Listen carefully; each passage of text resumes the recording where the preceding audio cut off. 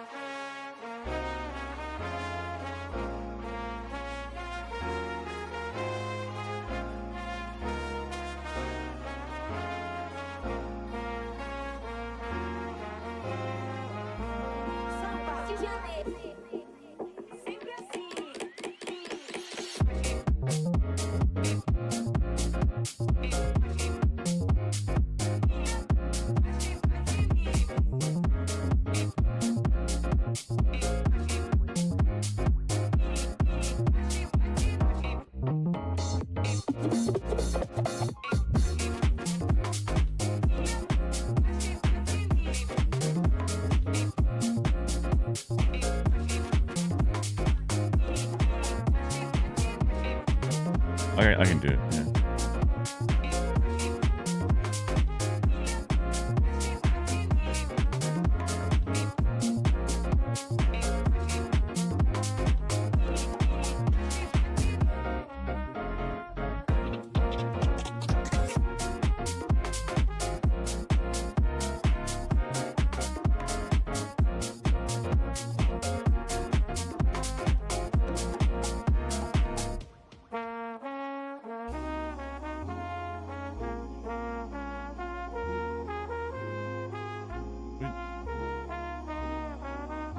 You start in a second.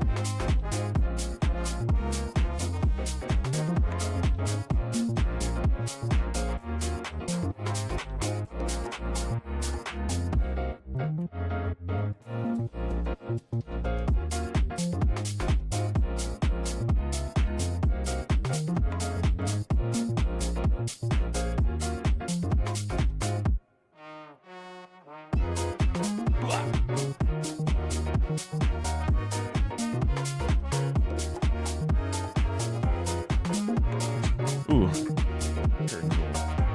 That's okay. No. Good morning. UMS Gnomes. What up? We got some heart eyes. We got a bunch of crazy emojis over there in the YouTube chat. Let me bring the music down just a touch here, obviously. Man, what a slow start to my brain. But I'm happy that I'm here. I'm happy that I'm doing it. It's I imagine I'm not the only one, but there's just like the idea of like, fuck it, don't do it, fuck it, skip today, don't do it. But I'm like, no, you gotta do it, dumbass. Come on. I think the number one problem is not taking my second dose of meds again. I think that's happened a bunch of times. But like, it's weird because it's like when it gets so late, I'm like, oh wait, you know, I'm not supposed to take Adderall before I go to sleep or some shit. But then it just fucks up my next stuff. Super bad. So like my brain is like behind my eyeballs is just like it's like there's like a I think my brain is constipated, you know what I mean? Like it's like it's kind of nuts.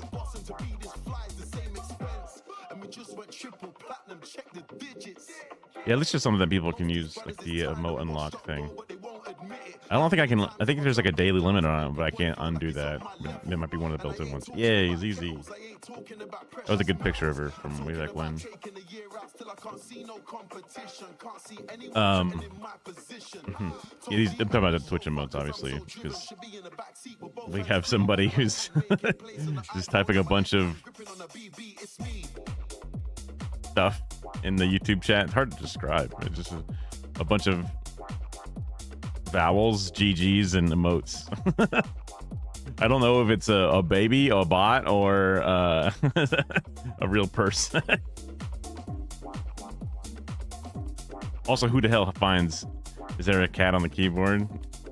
I don't know who finds my stream naturally, so it's one of those like, huh? How could anybody find a 0 viewer live stream on the internet and then show up and be so enthusiastic? Oh.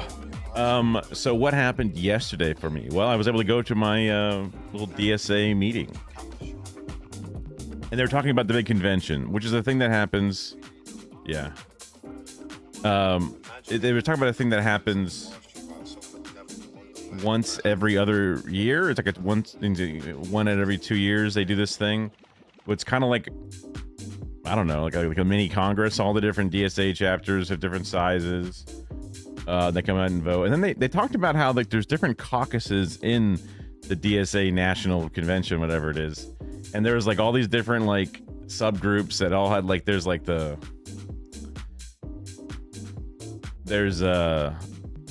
bread and roses, and then there's like one that's like a Spanish word for like a snail. There's like the Marxist unity, there's like the socialist majority, there's all these different like little sub-faction stuff, and it's like, oh, I did not understand this. But like, I guess to some degree it makes sense, because like some people think we should try to work inside of the Democratic Party and push it to the left.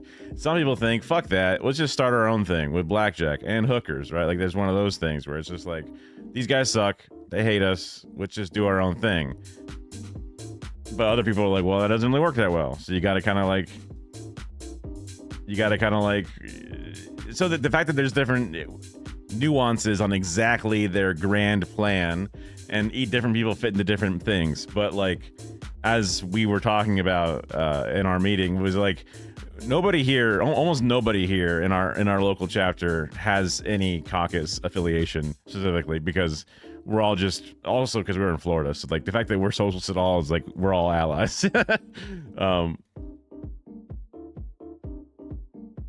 So it was eye-opening to understand that there's deeper layers to this, and there's like some people who are like, I learned about people who are pushing for the degrowth movement inside of DSA, which maybe I'm just ignorant, I don't quite understand it entirely. But I'm more of a we need more growth kind of guy. Degrowth sounded like it was we should stop using electricity other than the bare essentials kind of shit. And I'm like, nah, I think we need more electricity. I think we need like, obviously I don't want climate change to be bad, but I just look over at China and the amount of renewables that they build, and then the cities that they build, and then the infrastructure that they build, and I'm like, hell yeah. I mean, we definitely do have some nuclear, but nuclear takes a long time to build, from what I've been told. Honestly, I don't know what the right move is given the current climate, just because Biden and Trump have both put tariffs all over Chinese solar panels, whatever. So it's like, oh, neither one of our parties wants to go the traditional renewable routes. So do we just only leave nuclear, right?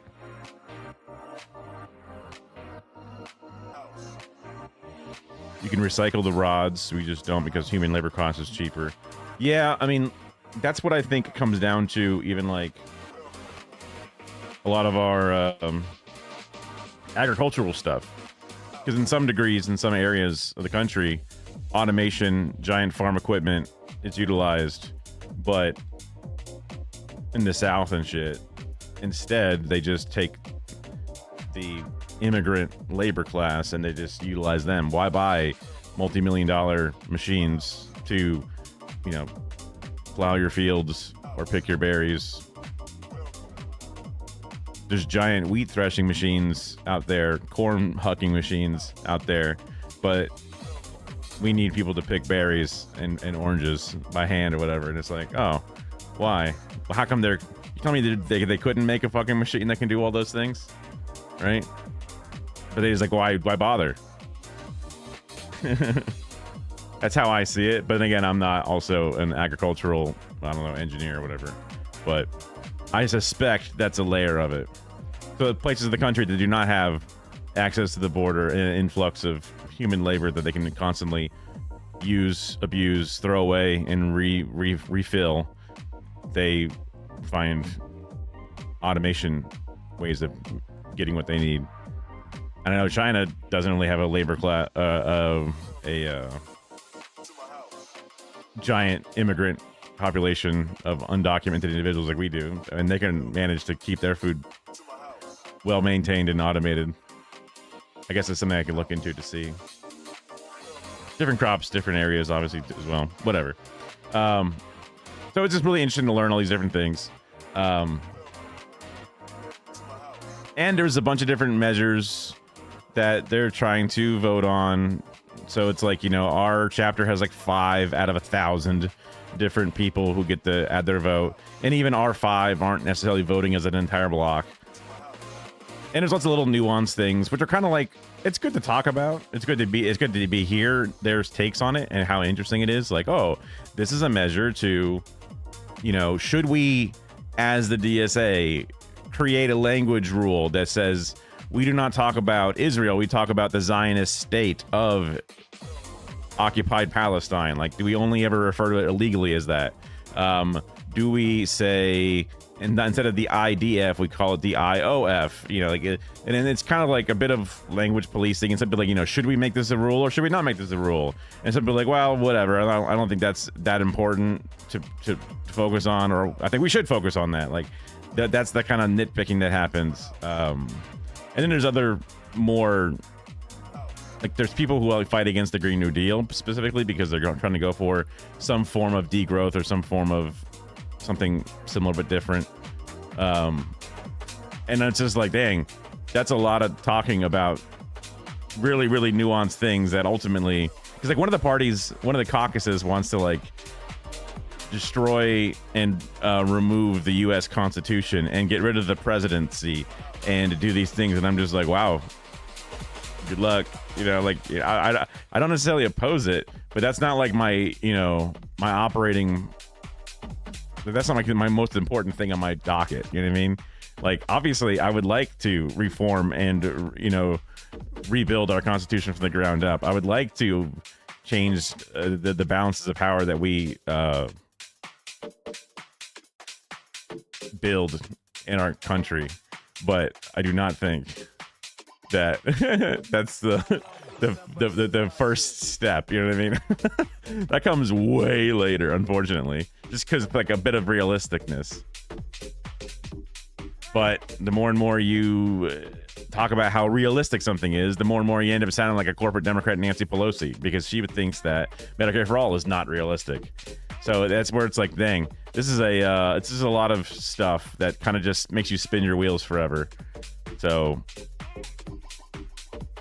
I'm glad that I'm not intensely involved in that, and I'd rather just work on like direct action shit, and not like direct action like on like a you know, food bank or a soup kitchen, but just like, oh look, we have a plan to do our municipal power.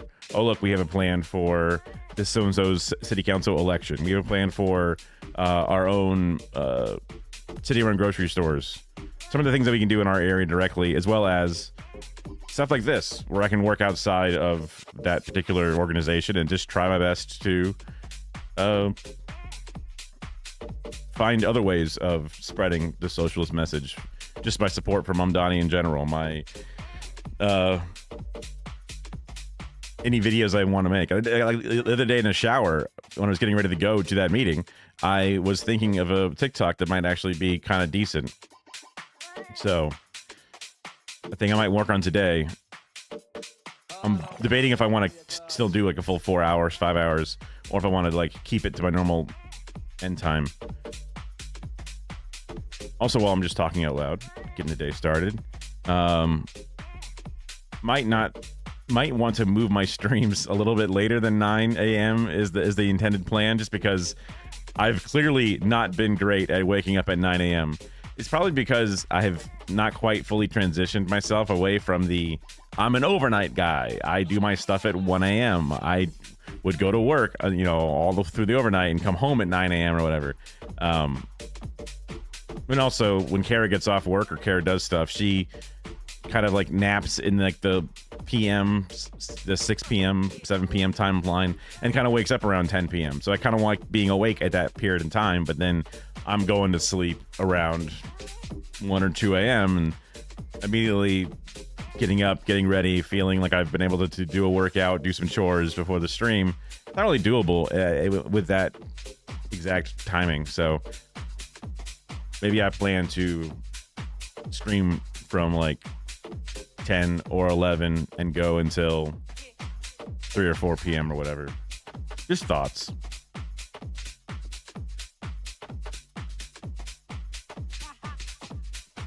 Well, thoughts aside, I definitely earmarked a few videos I saw, which I would be interesting, so we can just get into some cool stuff. Let me fix that old title. All right, let's see.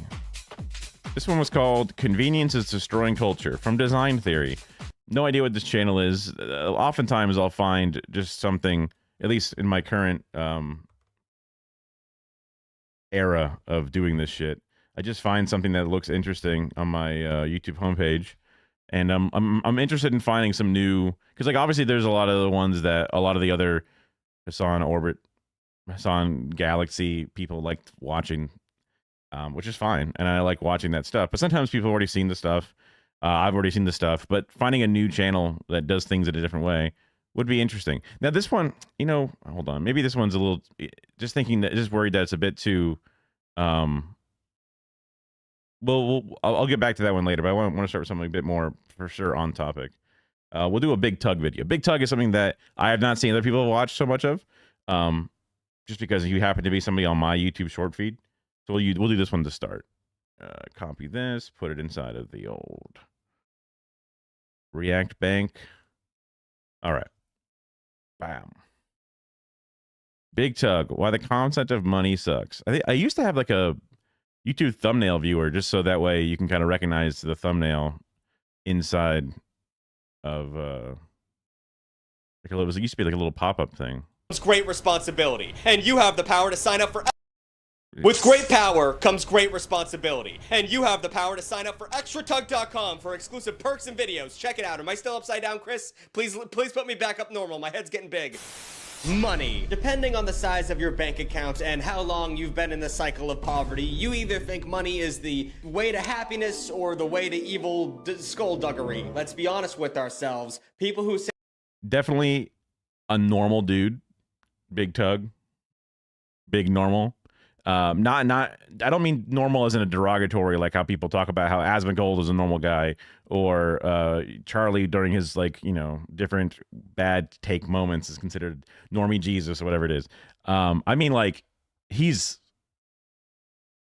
more of a young normal person in the sense that, like, they're not politically motivated, they're not even given, their platform's not even politically charged. They make videos about, you know, the funny cute animals that make them feel like they want to destroy something because it's so cute. They make videos about how, you know, food is good or bad. Yeah, they're just completely normal stuff. But I've been noticing that the guy just sort of like has, again, the normal take that the system does not work for us and money sucks and like all these different things. And just like how everybody has leftism deep inside of them that they don't realize, and they have to fight against the things that are pushing against it. I really like when he has videos on the topic that I'm like, oh, let's see what he thinks about these things. Say money don't buy happiness are stupid idiots who are probably already rich and are just kind of being bitches about it. With more money comes more stuff that you like, right? Like, if I had more money, I'd be eating more Rice Krispies because I could afford more Rice Krispies, and that would make me in turn happier. And also, you don't got. I wonder if he's going to talk about the thing that I love pulling up specifically, which is the money versus happiness, diminishing returns that you get. Now, this was taken in whatever year of 2015, inflation, et cetera, individual versus household income. But the idea is, as you as an individual person make money, you're happy. The reduction, is there like, the richer you get, the reduction in negative emotions. So how much negative emotions get reduced per dollar or whatever it is. So as you increase in dollars, you're reducing your negative emotions, aka you're removing sadness, removing pain, aka building your happiness. Wow, you get a lot in those first things. There's a bit of a plateau and a slump,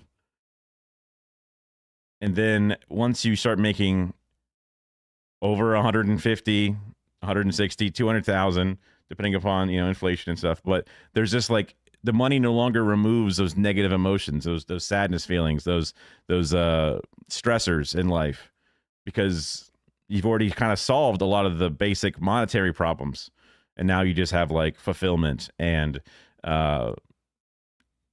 intellectual like stress and the hierarchy of needs. You've climbed all the way up, and now you're up to the self-actualization area. You're no longer down on like, I need food and shelter, right? So I wonder if he's going to go deep into that part of it. Gotta worry about bills. And bills make me so nervous all the time. Every time I get a notification from my bank, I have a bill to pay, I want to cry a little bit. And if I just had money, it would be fine. But at the end of the day, regardless of your net worth, you need to understand that it all amounts to nothing, because money is fake. Money is not real. And it's kind of scary. A thing I've heard a lot of people say, and I agree with to some degree, but also I've heard people fight against the idea specifically because it's not just, you know, print more money. It's not that bad, because, you know, that has its own problems, and we do live in a society, and you have to be realistic about things, or whatever. So,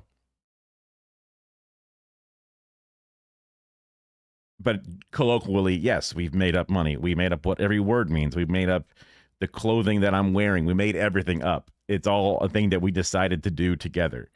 We used to live in a society with no money for a long time.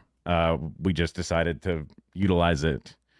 So our function and understanding of it is all up to us. When you realize that, but none of this is real. And I can hear some of you now, Tucker, if money isn't real, how come I brought 5 quarters into a Burger King and bought a burger? That joke doesn't even work anymore, because you can't buy a burger for $1.25. It's all like $4 now, because money is fake. And that's where it gets complicated, because sure, money is fake. Like, we've all kind of agreed for it to be real in a fake way, so I can buy a house at one point with paper. Money gets its value from the fact that we all collectively with it. It's like a dog on a skateboard. Now, I'm not exactly sure this is ethical, but gosh darn do I want it around at all times. But before any finance fellas come to my comment section telling me about why money's real or whatever, let me clarify what I'm saying here in this video. I understand that money is a representation of value. You work an hour, you get $15 if you're lucky, and that's kind of sad that an hour of your life is worth $15, but that's the intrinsic value of the dollar. But the problem is the value of the dollar is not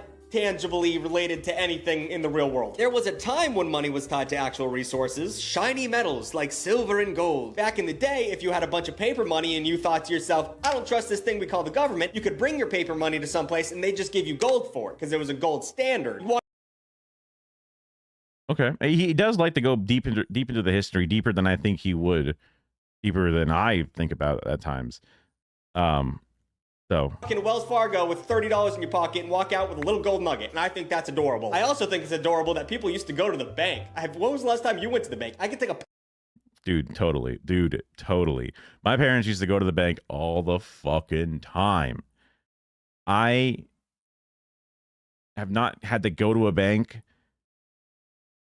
other than when I know it's a free ATM I can hit up if I'm like, oh shit, I need to go to the weed dispensary and I don't have cash on me. Oh, thank God there's a bank, my bank, near the dispensary I go to so I can just hit up the ATM. Ah, shit, for some reason my card's not working. Got to go inside the bank and say, yo, what the fuck? And then come back out and get it all figured out. Or my mobile deposit did not work. It just would not fucking work. So I had to go in person and say, what the fuck? Please deposit this. Thought Slime, I think I've heard of the channel before. But I don't know that I have. I think I have. I'm gonna pull. Is that the one with the little animation person? Let's see. Maybe not. I'll take a look. Picture of a check on my phone, and the next day there's money in my account. There's no reason to go to the bank. But anyway, back to the gold standard real quick. America has so much gold that we built Fort Knox just to store all of it. And Fort Knox is crazy. It's a 109,000 acre military base that only exists to protect our gold. Literally, there are D&D campaigns that are based around things more real than this. The actual build. I guess I was thinking of the little green animated person that looks like a human booger or whatever that's made a couple of funny videos that was like about like chairman or like Winnie the Pooh being sad and trying to do things, whatever. But yeah, that's different. And then like there's a lot of slime. Like slime is like a word that seems to be used a lot. There's literally the guy from the Ludwig podcast called Slime. There's slime YouTubers all over the place, and then there's lots of different slime stuff. But just looking at some of these thumbnails and stuff, talking about trans candy, how Gary Vee manipulates you. Some of these things seem to be similarly making fun of Mr. Burkham. So it seems like they are mostly aligned and are talking about things. Oh yeah, Talo Oliveira, the biggest scumbag on YouTube. Okay. Building where the precious metals are stored is called the United States Bullion Depository. That's weird. I thought bullion was them little cubes you put in soup, but I guess I'm not smart. Anyway, as you'd imagine, the depository is pretty much off limits to the public, and the security measures are insane. It's protected by layers upon layers of steel, concrete, and armed guards. It's like what James Bond was breaking into a lot of the time. And that old saying, you need to spend money to make money, really applies here because America spends $5 million a year just protecting its gold. Now, personally, I've always imagined Fort Knox to be a big empty $5 million a year seems annoying, but one of those like it means nothing. Room full of gold coins that Scrooge McDuck swims in. But it turns out not a lot of people can get in there. In fact, only one president in history has ever even been inside Fort Knox, and that was FDR. Yeah, Franklin Delano Roosevelt. I didn't say that right. Yeah, as I expected, he did not swan dive into the gold as I was hoping, so that's a bummer. But in 1971, Nixon banned foreign governments from exchanging US dollars for gold, effectively ending the gold standard. So if money isn't backed by a commodity, then what? I've heard a lot of people talk about the Nixon thing, about getting away from the gold standard and going to modern monetary theory. And I've seen people say that it makes a lot of sense. And I've seen people say it sucks and it's bad. I've seen some leftists say that they want to go back to a gold standard or whatever. And I'm just like, that doesn't sound right to me. But I've trusted people that have said both things. So I'm just like, okay, now I need to like look into this more, which is sometimes frustrating when it's like, okay, all the people that seem that can follow abolish money, hell yeah. I mean, if we can get to that point, hell yeah, you know. Abolish work credits.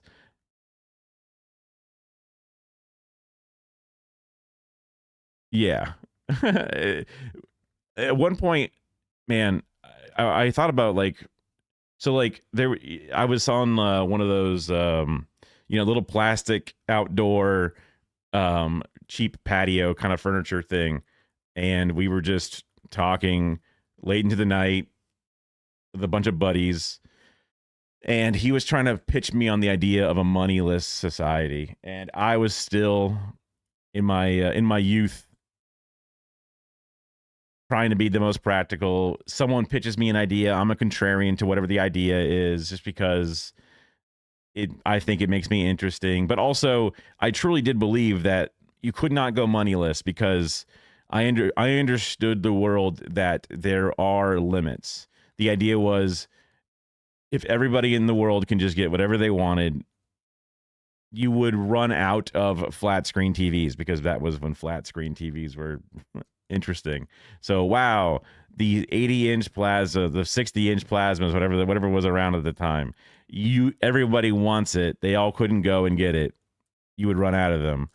I've understood more and more now that the world is, there's more abundance, not using the abundance Ezra Klein stuff, but there's more abundance of things. Food shortages are logistical issues more than food production issues.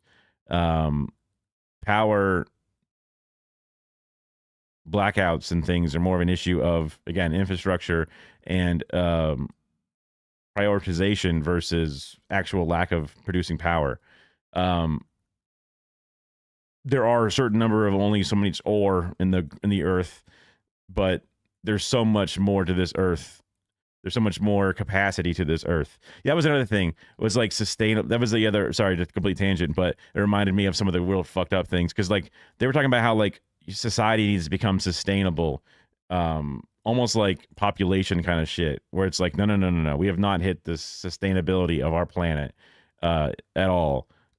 That is, we're nowhere near that. And some of that verbiage is kind of like kind of scary when I think about those languages points. Just because, what do you mean? What do you, how do you propose we remove human? Whoa. Yeah. I'm more open to the idea of a moneyless thing, but it's just obviously like, I can't get people to agree to just get healthcare paid for by the government. So like the fact that we could ever abolish work credits, I'll be long fucking dust. The worms that ate me will have also become dust. Like, I might as well become a fucking fossil fuel at that point, like somehow slowly turning into crude oil, or something, right? But hey, you know what? I get it, and I'm sympathetic and/or supportive. Value is it representing? Nothing. Everyone say it together. Yeah. We're that's correct. Most modern money isn't backed by anything tangible. It's just our collective belief in the numbers in the database. This loosey-goosey system of cheddar is called fiat currency, and its value is derived solely from society's trust. And if that doesn't make you not sleep at night, I don't... Society's trust, yeah. And a lot of it has also been turned into, or shared to me as like, the US dollar is good because you believe that the US will still be around. And as long as the US is still around, you can spend that dollar because we're still here, and you can use our hegemony and our military's might as an extension of the dollar that you are providing and selling. But a lot of it comes from the petrodollar, and about how we've sort of like pushed the world to use and whenever they want to buy crude oil or whatever it is, or oil, they need to convert their currency into the US dollar, which keeps our dollar relevant all over the planet. There are probably lots of details and nuances to how that works and why that is set up, but that is my layman understanding of how we keep our dollar as like the global power dollar. Even when the dollar loses value, it still has impacts that you could say are positive because of the way that it then impacts different values. So like when the dollar value goes down, then that means that other things also lose value, so they can't lose too much value, which like insulates us from too much loss. But then even when that loss happens, other markets are then behooved to try to help support it because they don't want it's kind of it's definitely more complicated than I can understand, at least in my current YouTube watching definitions. But it's one of those things where it's like I can understand why people want to get away from it because it's about US global hegemony and using oil, right? Those are two things that like I definitely think that are like, one is outdated, aka, well, I guess they're both outdated, right? Because we should be finding new ways of getting power better than just oil and stuff. Even though it is the fastest or one of the more fast and just get it done kind of energy wet methods we have out there. But US is losing control, losing grip on the world, and oil should be losing grip on the world. So that means that we're kind of using this system for the sake of this system that eventually needs to fall apart, right? One either through time or through force. So what the fuck? You know, we got to have a new plan ready. I don't know what will, because our entire economy is based off of a trust fall. But it's actually even a little more terrifying than that. The key to a fiat currency isn't just trust in the money itself, it's trusting the hand behind the person issuing the money, aka Uncle Sam. And by this point in history, we have absolutely zero reason to trust the government. I've made so many videos breaking down just how the American government has been. They've spied on us, they've drugged us without our consent constantly. It's pretty wild to think that every financial transaction includes an implied thumbs up to the US government. And the US isn't alone in using a fiat currency. Almost 100% of every economy in the world does that too. And even more alarming is that 92% of this money, which is already backed by nothing, only exists in digital form. Even if paper money is useless, I can still hold a fat stack of bills up to my ear like I'm making a phone call and feel like I have something, instead of just a number on my phone. What the does that mean? To my brain, there's some inherent logic in physically having more, but now we have the already abstract idea of fiat currencies existing only theoretically on some digital database. We're just doing your banking app might as well be a high stakes calculator. That's all what's going on right now. It's just a number on a screen. We don't have money anymore, we have numbers, and that should terrify you. But there is a reason why governments went away from the gold standard and went to fiat currencies, and I hope I'm pronouncing that right. I hope it's not fiat or some shit like that. But fiat currencies have some logistical advantages that make them desirable for governments. I do. I was looking at my extension thing. I do have the thing.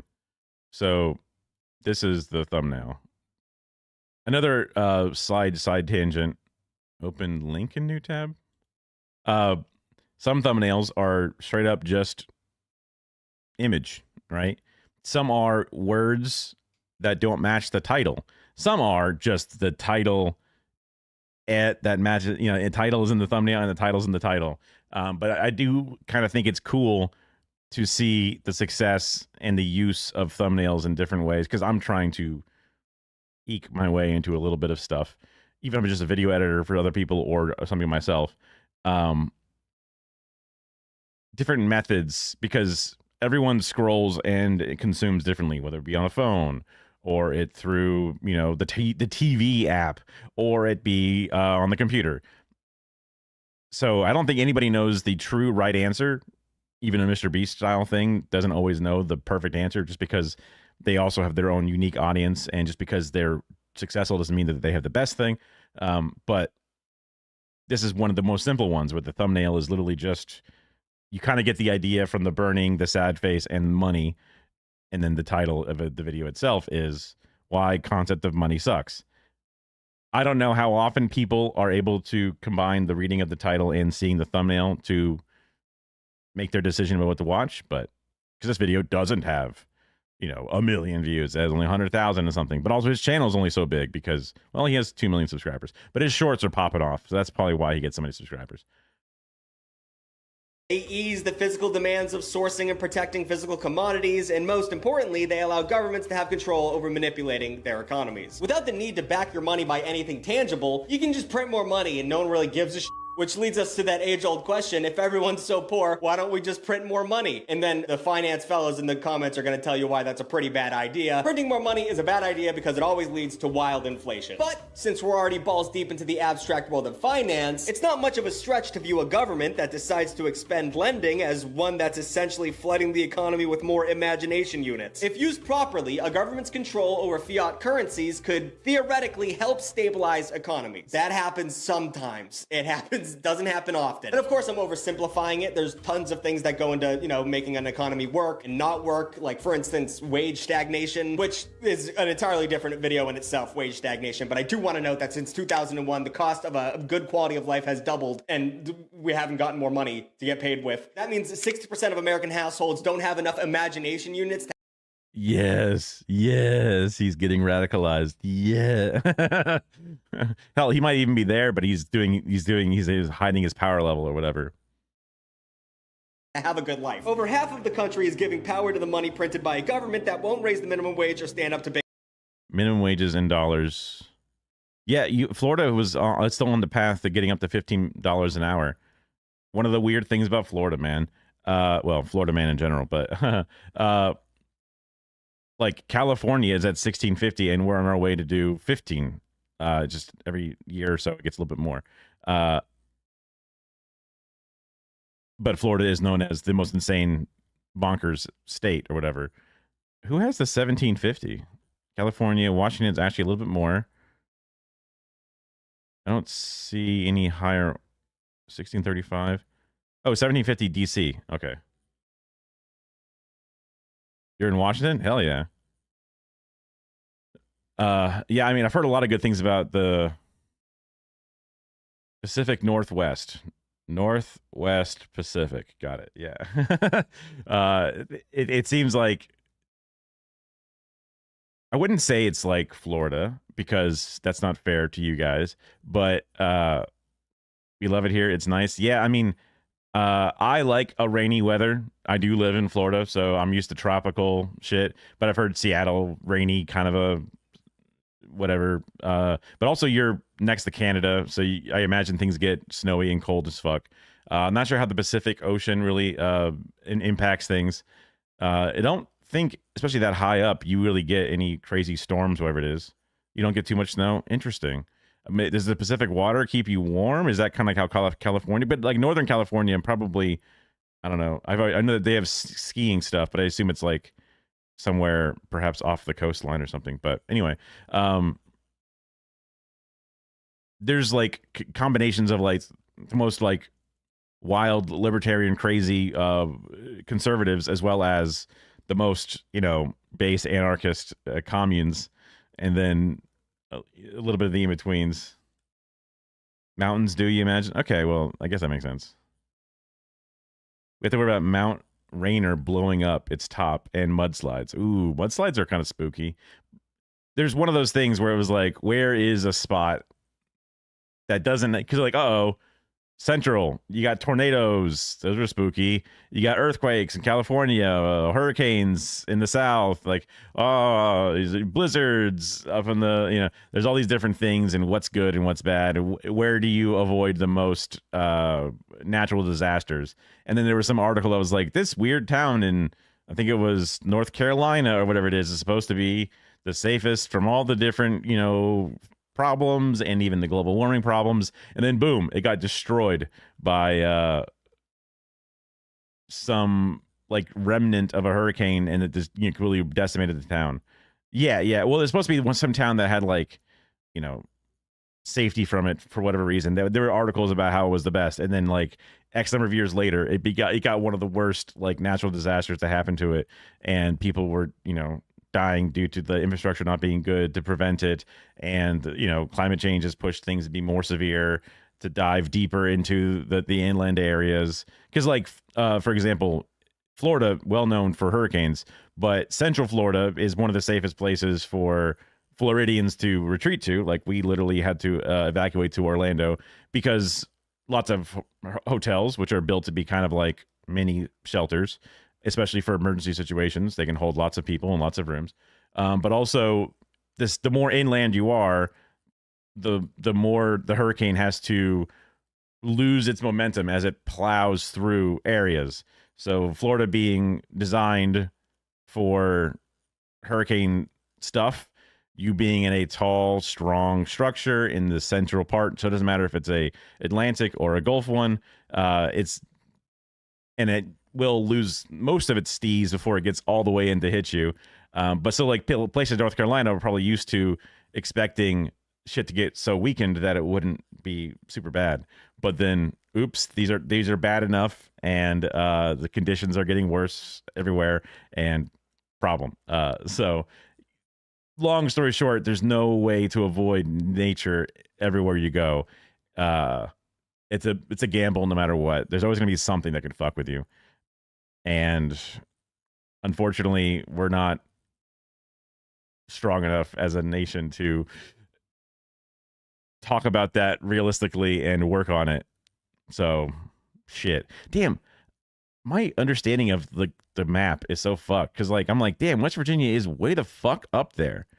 Like, that's kind of nuts to me that West Virginia is that high up. Like, that, like, even pieces of West Virginia end up being like higher than, was it Delaware? Yeah, certain parts or whatever. It's kind of nuts. And like how Illinois is so far down.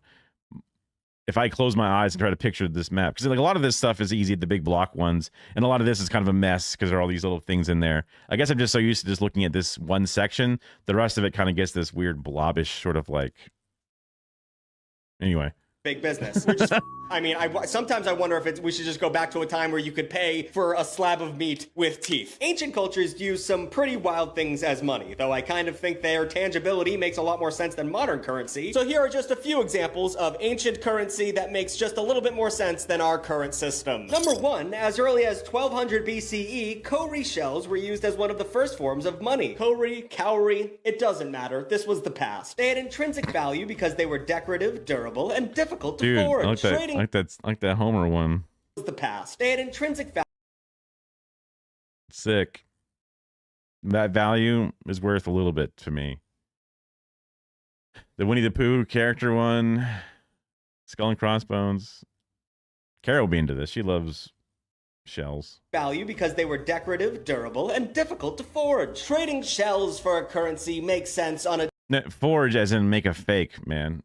Your editor did you dirty by throwing out the forge in there. deeply ingrained lizard brain level. You know what I'm saying? When you're a kid at the beach, finding a big shell is the bee's knees. It's the tits. The cooler the shell looks, the more valuable it feels. So I understand these cave people walking around being like, I like that shell. I'll give you meat for that shell. Honestly, I think we should go back to using shells as currency. Raise your hand if you're on the tug train on that one. On the Micronesian isle of Yap, massive limestone discs were used as money. The value of each stone was determined by its size, craftsmanship, and the story behind the stone. Kind of like how art is not worth anything unless the artist is dead or mentally ill. Something along those lines. For example, if someone died while transporting the stone would be immediately worth more money. I enjoy these type of stakes in currency. In a way, they level the playing field. Making $1 million because you sit in a room and tell people how to invest is boring. But if you steal a couple $100,000 from a bank and then get in a shootout with the cops, well, that's plain badass. The danger should make crime money worth more than the money that stockbrokers are getting in fees. You know what I'm saying? Money with a story.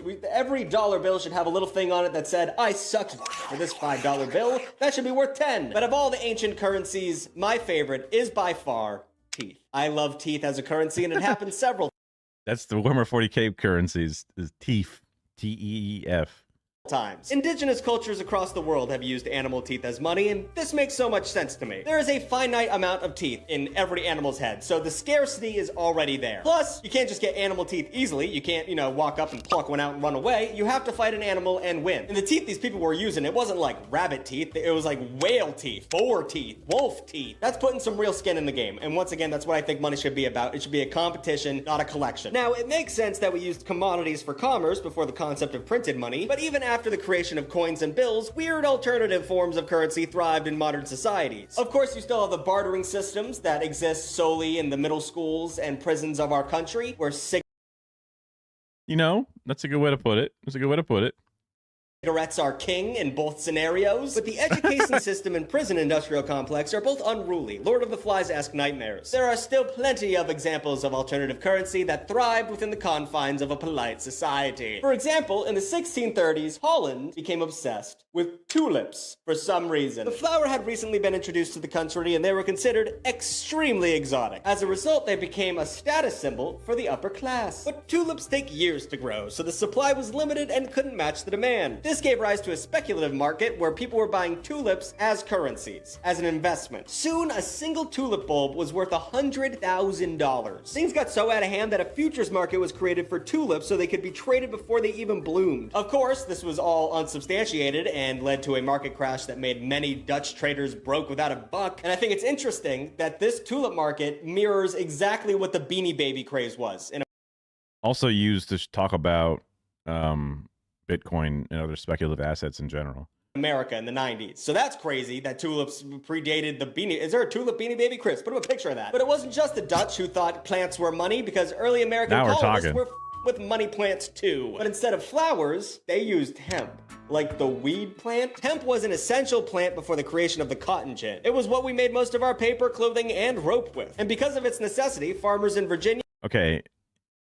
Anyone that's ever talked to a we need to legalize it guy, they are heavily historical on the value of hemp and how good it is and how we should move back to it. And I mean, I worry that their information is skewed because they want to collect it and get other byproducts from it specifically or whatever it is, or they're just like, you talk to a person who's all into terpenes and it's like, okay, man, like, I think you're a little overselling, over leveraging certain aspects of things. I would like a little bit more peer review on the complete benefits of hemp as a material, but so far sounds good. It seems useful, and it makes sense that there would be,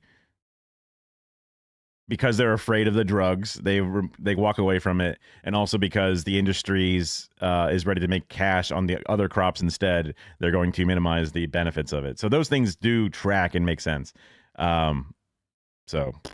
Maryland, and Pennsylvania were legally required to grow it. This coincided with a shortage of coins, which led farmers to use hemp to sell to pay off taxes and debts and like that. And if it wasn't for their witch burning and extreme Christianity, early colonists could probably be seen as our first hippies. They're already trading hemp for food and paying off debts. They might as well be in a Grateful Dead parking lot tossing around the sack. But as crazy as it sounds to trade tulips, hemp, cigarettes, or Beanie Babies as currency, it pales in comparison to the dipshittery that is cryptocurrency. You know that old saying, when all you have is a hammer, everything... Yeah, when they say money is fake, they mean money is fake. Everything just looks like a nail. That's pretty much what's happening with technology at this point. Tech bros are running wild. All they know is technology, and they use it in every possible scenario. And maybe this wouldn't be so bad if it were mitigated, but since they're the richest and most influential people on this planet, everyone listens to their bullshit. Because of course he's really smart. He's got $1 billion. You can't just get $1 billion because your parents were rich and he just landed in a couple good investments. That would be ridiculous to think that. In terms of dumbassery, cryptocurrency is a perfect example of rich people telling you the wrong thing. The idea is that by decentralizing money, we can avoid inflation or currency manipulation and not have to deal with the government or banks acting as a middleman. Did I see a Sonic inflation image subliminally or perhaps superliminally snuck into my YouTube video? Cryptocurrency is a perfect example of rich people telling you the wrong thing. The idea is that by decentralizing money, we can avoid inflation or currency. Ooh, I don't know. Was that? I mean, I am wearing a Bluetooth headset. Oh, there we go. Signed by the author. Beautiful. In case anybody wants to, I mean, I don't know how to read that. P20?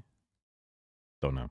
Inflation or currency manipulation and not have to deal with the government or banks acting as a middleman. Which sounds great. It sounds fantastic on paper, or not paper, on a screen. But the reality is that this money is extremely volatile. It can gain and lose half its value in 1 month. Yeah, fiat currencies rely on our trust of governments, which is not ideal, but at least that's a well-entrenched concept with some staying power. Crypto relies on our trust in technology. And you know, we've seen those tech bubbles burst before. Chris, put up a screenshot of, like, I don't know, the .com crash. I don't know. So, you know, it just happens all the time. we literally there was a crash of NFTs a couple years ago. Why would you put your trust in this kind of thing? Without any real intrinsic value, crypto is basically driven by hype. Holes like Elon Musk will tweet about a meme coin and the price will shoot up for like an hour until everyone sells. Honestly, to me, as someone as an outsider and anyone else with a brain, it seems like a mid-level marketing scheme, aka an MLM, triangle, pyramid scheme. Dude, this one clip is in like, without exaggeration, 20% of the videos we've watched. Without any regulations or protections, scams, theft, and pump and dump schemes are incredibly common. Still, we've got tons of rich people telling us that this is the future of finance. But guess what? They're doing that for a reason. They need us to buy in. Because our trust in their bullshit is the only way to create value for this brand new imagination unit. Once again, another imagination unit. And how do they get us all on the train? Well, enlist some celebrities. Dumbasses love celebrities. Oh my God, you don't have an NFT?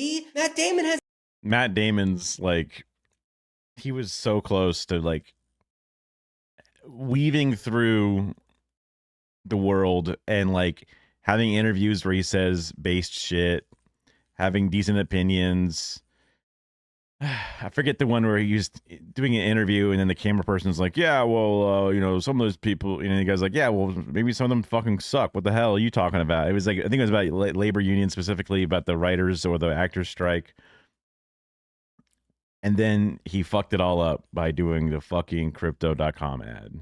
As an NFT. We love Matt Goodwill Hunting, you love Matt Damon. But with failed cryptocurrency exchanges and cratering NFT markets, these celebrities have been taken to court along with tech bros. 2 separate lawsuits in 2023 named a laundry list of A-listers as defendants, including, and this is a bummer list because there's a lot of people on this list I do respect, but Larry David, Tom Brady, Giselle, Steph Curry, Shaq, Kevin Hart, Gwyneth Paltrow, Madonna, Justin Bieber, Jimmy Fallon, Paris Hilton, Snoop Dogg, The Weeknd, and Post Malone. Austin, what are you doing? Because crypto is unregulated, it is a very risky investment. And there's nothing wrong with a risky investment, but you have to know it's risky. The few that seem like, I would assume, so like Gwyneth Paltrow is like, okay, she's there to get the bag. She's, in my opinion, a well-known grifter, fucking shoving amethyst eggs up her pussy. Like, it's just whatever, right? Like, she's doing weird things. This candle smells like my vagina, which is kind of a banger on its own, but combined with all the other gloop bullshit, whatever it is, yeah, her shipping out garbage like that makes complete sense. Someone like Post Malone or even Justin Bieber, I'm like, they're just fucking dumbasses. Not that I'm like a #1 Bieber believer, but they don't know any of this shit, man. Like, also Justin Bieber had his praying for Israel right now kind of tweet. So, you know, again, he probably doesn't know anything about it. He just hears that it's a bad thing and says, okay, he would say the same thing about any natural disaster, any situation. But then again, you know, did he ever fucking put out a post about praying for Iran right now is getting bombed? I fucking, you know, probably didn't. So yeah, I assume most of them are fucking stupid. People that put too much faith in individual celebrities that do things. But we know when you zoom out, 330 million people, that's going to move the needle, and they should know that too, even if they are kind of dumb. Risky going into it. You can't be told it's a done deal. However, fiat currencies are usually protected by the governments that issue them. In the US, it's the Federal Reserve that looks after consumers and investors. But do you know about the Federal Reserve? Can we talk about that real quick? What do you think the Federal Reserve is? Like me, you'd think it's a part of the government that makes the money go good, right? Well, apparently it's not that simple. Not even close. This is a very complicated Uh-oh. Are we going to get a libertarian take? Dissolve the Fed. Hold on. Let's get rid of So I'm going to try and put it in the dumbest terms I possibly can. So But you end up with, like, you know, clips of Donald Trump being like, I can't control the Fed. I think they're stupid. They need to raise interest rates or lower interest rates. You know, I can even understand it. The Federal Reserve is an entity that's structured like a corporation, but it operates independently within the government. And while it's self-funded and in charge of its own policy decisions, it still has to answer to Congress. So Congress keeps it accountable, but it's not part of the government. Sure, Sure, it doesn't make any sense. But, like, what else are we gonna do? We're too stupid to even understand the concept of it. How are we gonna fix this? At least the Federal Reserve can save us from financial disasters, right? The Federal Reserve was created in 1913. And, you know, the Great Depression hit 16 years later. In fact, some historians think that the Fed made the Great Depression even worse. Hold on. Repeal the sales tax, tax the rich. This is what people were asking for back then. And now you have the rich saying, get rid of income tax and only have sales tax. That way it's fair for everybody. Because the rich know that they don't actually get hit by the sales tax that hard compared to what real income tax would be for them. So they want to bait people by saying, look, your income tax, you won't get that taken out of your paycheck anymore. All we'll do is just have insane sales tax and everything, and you have to buy everything you need to live. So that'll be great, right? You'll be so happy with that. Because they would be happy with that. And there's people pushing for it. They want to get rid of the IRS. They want to get rid of all those things. Everything is over-the-counter tax, happens instantaneously. And to some degree, having it all taken care of and nothing to think about later, there's some benefit to that for sure. But case in point, people were saying that these sales taxes are here to hurt the individuals, not and to insulate the wealthy. Even from back then. And hit 16 years later. In fact, some historians think that the Fed made the Great Depression even worse. After the stock market crash of 1929, citizens made a panicked run to the bank and removed all of their money. The Fed went against its own policy of protecting failing banks and pretty much just said, tough titties, we don't know what's going on right now. And well, the banks failed, pretty miraculously. In 2002, the governor of the Fed, which is a real title. He's like the governor of a town, but it's the Federal Reserve. He even said, we did it, in reference to their role in exacerbating the Great Depression. But by the time the 2008 recession started hitting the scene, the Fed had learned a few lessons. After the housing market crashed, they jumped into action, bailing out banks and slashing rates while expanding access to credit. So see, they fixed it. They fixed the 2008 recession. I must have dreamt that. Oh wait, no, they didn't. But they probably played a role in enabling the housing bubble by keeping interest rates too low after the 2001 recession. Damn, is it just me or has there been a lot of recessions in my lifetime? A lot of Gen Z millennial recessions. Things are bad. Things have been bad. In the 112-year existence of the Federal Reserve, there have been somewhere along the lines of 20 recessions. I guess them are good numbers? I don't know. Sounds like a lot to me. Although it does beat the alternative that we had before the creation of the Federal Reserve, which is just hoping that the richest man on earth, JP Morgan, would bail out the banks if something went wrong. So I guess that would be Elon Musk in this scenario, or Jeff Bezos, and I don't think he gives a f. Now, as vital as money is to us poors, it really doesn't mean that much to the rich people. We all understand that, right? I mean, of course you can't be rich without a ton of imagination units, but it seems like the more money you have, the less of it you actually need to use. Part of that is because rich people get a ton of free stuff. If someone has a large fan base or a social circle full of elites, their association with your brand or product could attract more customers to turn it into a status symbol. And that's just the tip of the iceberg. They get trips, cars, vacations, all because they themselves is a brand that can promote another product. Even something as simple as the swag bag you get at like the Oscars is worth $200,000. I can't imagine, like, just imagine, like, I say I get cast in a movie even though I don't act, and like I get like three lines, and then I get invited to go to the Academy Awards, and I would sell that bag so quickly. $200,000. I don't need any of that shit. But besides all the rich things people get for free, but they're also experts into leaning into the conceptual nature of money. The imagination units bullshit I've been talking about, they're really good at realizing that. Unfortunately, this isn't something that the average person can do, but for the ultra-rich, the very idea of money takes an entirely different shape. Just look at how they avoid paying taxes. It's not like they're like, just not doing it. There's no problem technically with what they're doing. In 2007 and 2011, Jeff Bezos... Let's see. The Sun, a rag, but... whatever. Red carpet ready. Oscar nominees. Hold on. Let me turn this. Oh, thank you. $2 million swag bag revealed. Includes 16,000 Maldives trip, $20,000 plastic surgery, and $1 million in fire relief. Stars spoiled. Oscars. Jesus, what a fucking. That's a. That's a lot of shit. What the fuck? That's not a sweat. Wait, this has got to be like a gift shop or something. The massive swag bag is valued at over $2 million. Dude, that's like a car full of stuff. 2025 Oscar nominees, including Chalamet, blah, blah, blah, blah, blah. Due to the show taking place less than 2 months after Southern California was ravaged by things, nominees were provided with membership to this thing, offering $1 million worth of personalized disaster recovery support to families affected by fire. Personalized disaster recovery support. So, like, they're donating in your name. So it's like, look, Timothy Chalamet helped you rebuild your chimney after your house burned down. Wow.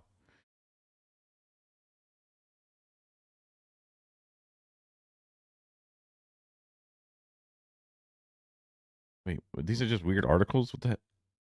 I wanted to know the shit that's inside of it. Whatever. Garbage articles online. Those paid exactly $0 in federal income tax, and Elon Musk did the same thing in 2018. And this is something somehow that only the mega rich can afford to. And that's the other side. Sorry to completely keep stopping and pausing. So, like, years where the rich and powerful are able to skirt away and not pay income tax, which is one of those things where it's like, why are they so miffed about doing income tax stuff and trying to get rid of the income tax when they are so good at avoiding it? But even when, because it's not every year they can pay zero, but it's, you know, more than it ever should be.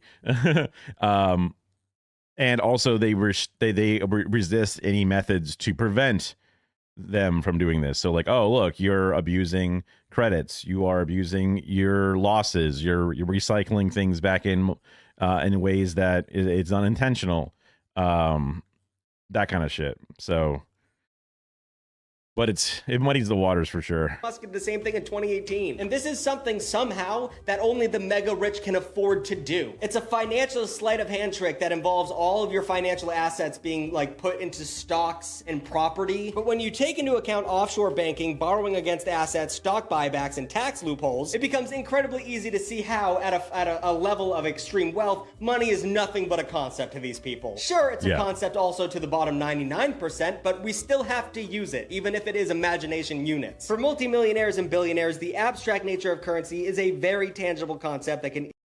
Like, the idea of debt to the 99% is, oh God, I have debt.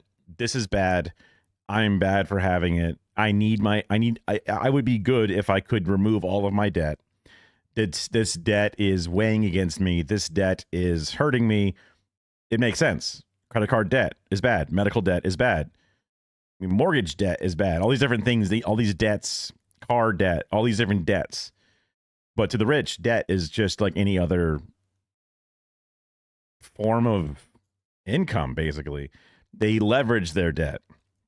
They refinance their debt. They utilize, like they factored their debt versus other things. They use debt to then give them tax breaks on the things that they do get.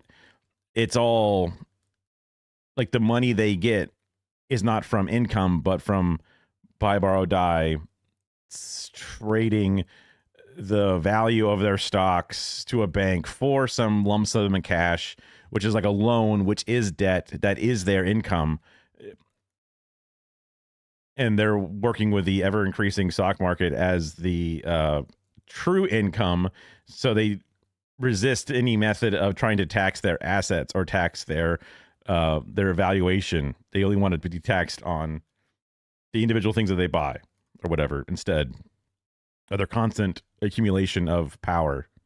Easily be manipulated and easily explained. You see, high net worth individuals leverage opaque tax regimes to obfuscate tax liability via shell companies and trusts. They unlock asset-backed credit by borrowing against appreciated equities that won't trigger taxable sales. That is, so equities is, you know, ownership of a thing.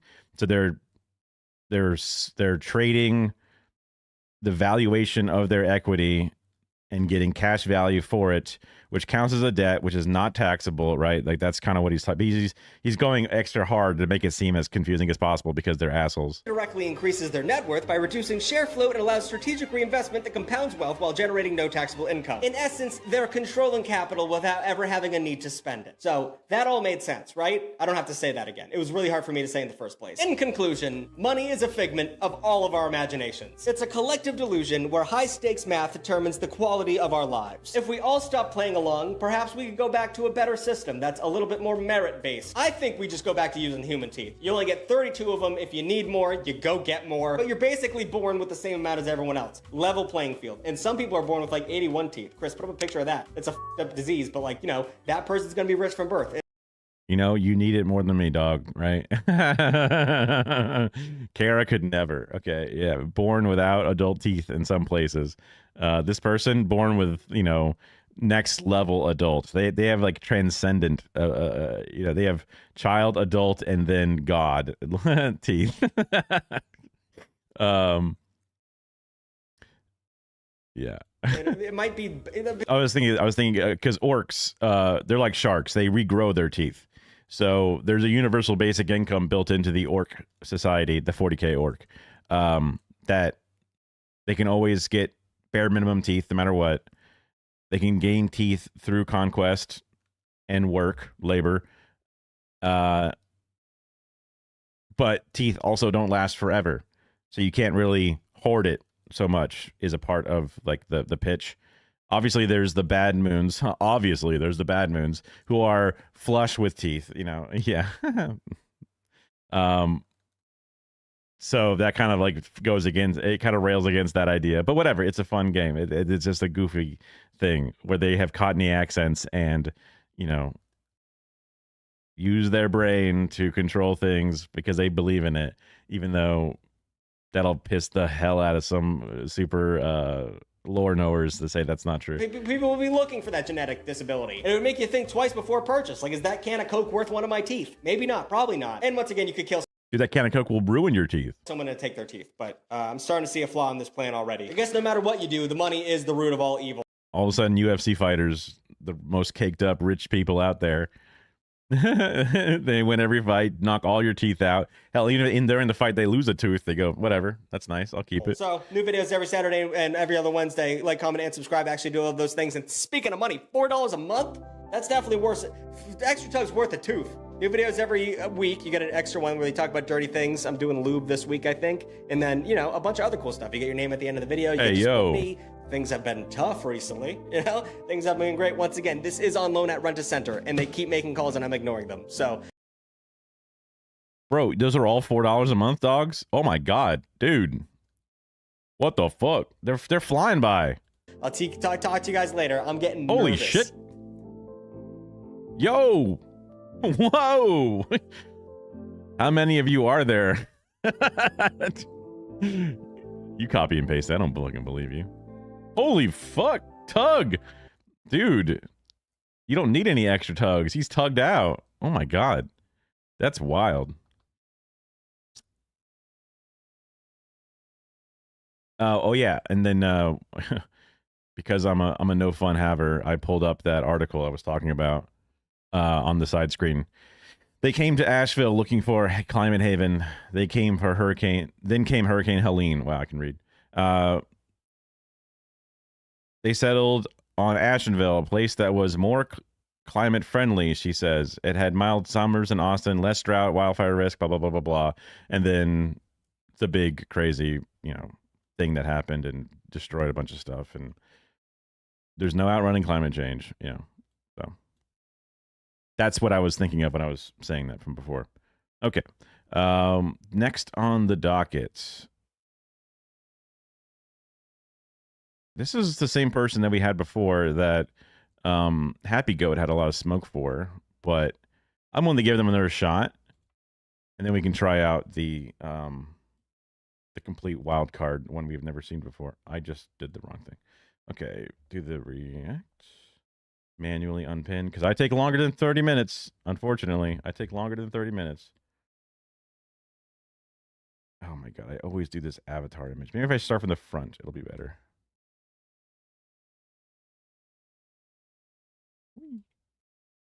Okay. Are we creating a generation of bullies? Gen Alpha, a future of narcissism. This person, I believe, I don't know enough about this person, but I assume this person is like based on a like a teacher background or whatever it is. So let's see. And this is the thumbnail specifically. Gen Alpha, a future of narcissism. Influencers, pushovers. Like, you got lots of text on this screen. No social lives, pushover parents. That would be my generation, I believe, for pushover parents. Gen Alpha influencers is kind of a scary thing.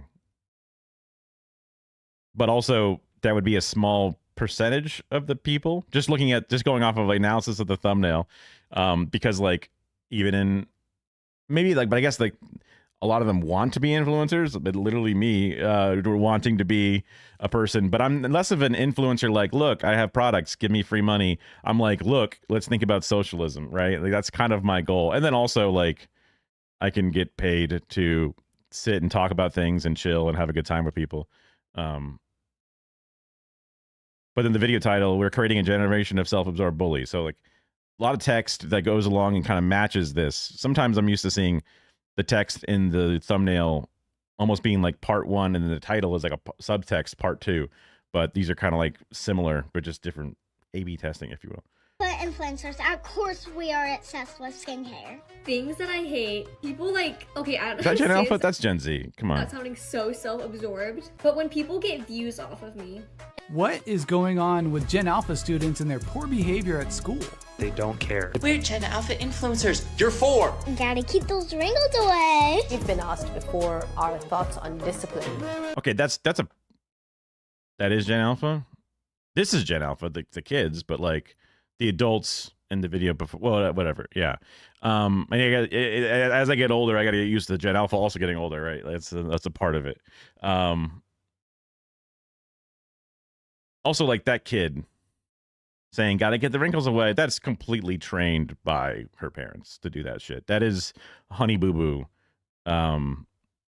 You know, fucking, what is it? Pageant mom shit. That's...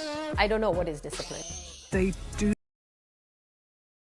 Also, a parent that can watch a kid have a tantrum and then record their kid while they're doing it, that's just a dog shit parent. You know, just that the parent has an iPhone now. You know, not care about authority. It's wild. Perhaps we need to have a serious conversation pretty soon about whether or not it is healthy for young people to be plugged into the internet the moment that they are able. I think it's going to be equally interesting and heartbreaking to see like the psychological effects that we see later down the road of using social media at this age for Gen Alpha. We all love making fun of young people. It's almost like a rite of passage when a new generation is... Hell no, yeah. What an insane thing to say. Started off like, we love snubbing our noses down at those. I mean, I guess, like, you can see that there's a historical trend of society to do that, but like, no, what? You don't know, dude. Maybe I was such a contrarian. I grew up being like, don't be the person that says, get these damn kids off my lawn, right? So much that I manifested it my entire life to the point where I'm like, I look at the kids and I go, no, it's my generation's fault for enabling these individuals to be this way and to give them, you know, no structure and security in their life. Like, I don't see it as like a haha, these damn kids, you know.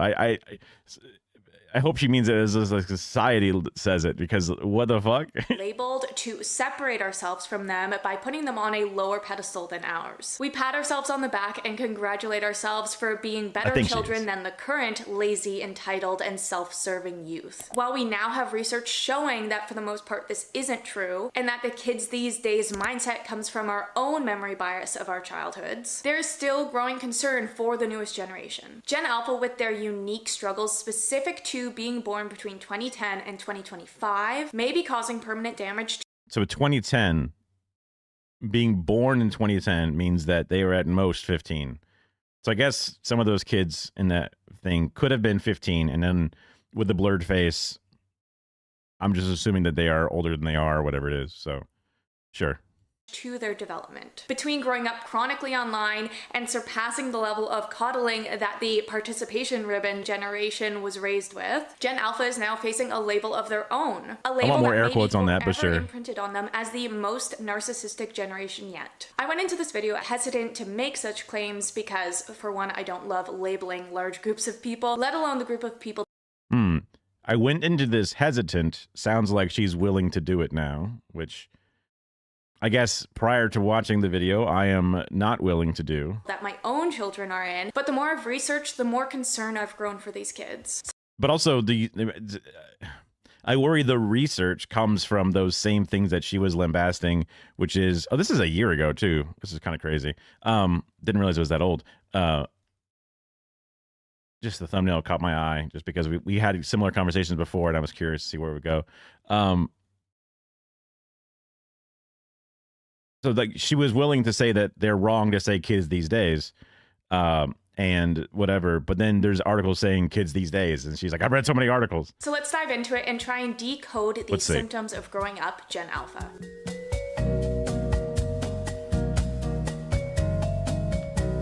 Have you guys been keeping up with Gen Alpha influencers? It is both terrifying and fascinating. No, I have not. These are babies. Why the fuck would I be keeping up with that? Are you fucking kidding me? What? Why would I ever spend I'm literally spending more now than I ever have my entire life keeping up with Gen Alpha influencers. Hey guys, it's Johnny with a G. Dude, the evil is right there. It's in the frame, right? It's there. The kid can't even fucking articulate the words they're trying to say. They're just reading a script. There was that one clip of the fucking Costco guys doing a recording with some, famous person. And it got leaked or uploaded accidentally, unedited or something like that. And it was them just doing a few retakes. And they were so mad at the Costco dad for wanting the kid to get it right or whatever it was. There is 700 times more of those outtakes that are properly deleted and way more aggro energy with that fucking, pageant mom. It's just pageant moms that don't go to pageants anymore. They just do it online. It's just pageant moms, inside and out, 1,000%. Johnny with me for school. Next up, my glow recipe for bullshit. This is like fucking at 9 p.m. It ain't gonna get ready for school. Fuck you. serum. To the mom, not to the kid. So, I got this new moisturizer from Glow Recipe because we're getting so many views, our child. What's a view? We're getting so many. It's good. Okay, I'm happy that you're happy because when you yell at me, I don't like it, but I'm happy you're happy.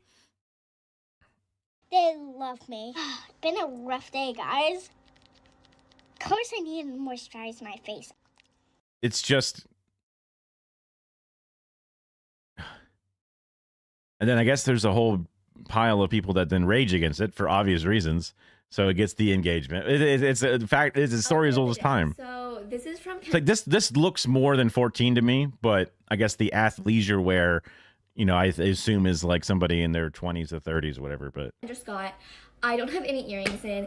This is from Lululemon. Ooh, okay. The voice does sound a little young, whatever. But yeah, I get more comments from people being like, "That's not a real Lululemon jacket. You can't afford Lululemon." Which, first of all, why do you care?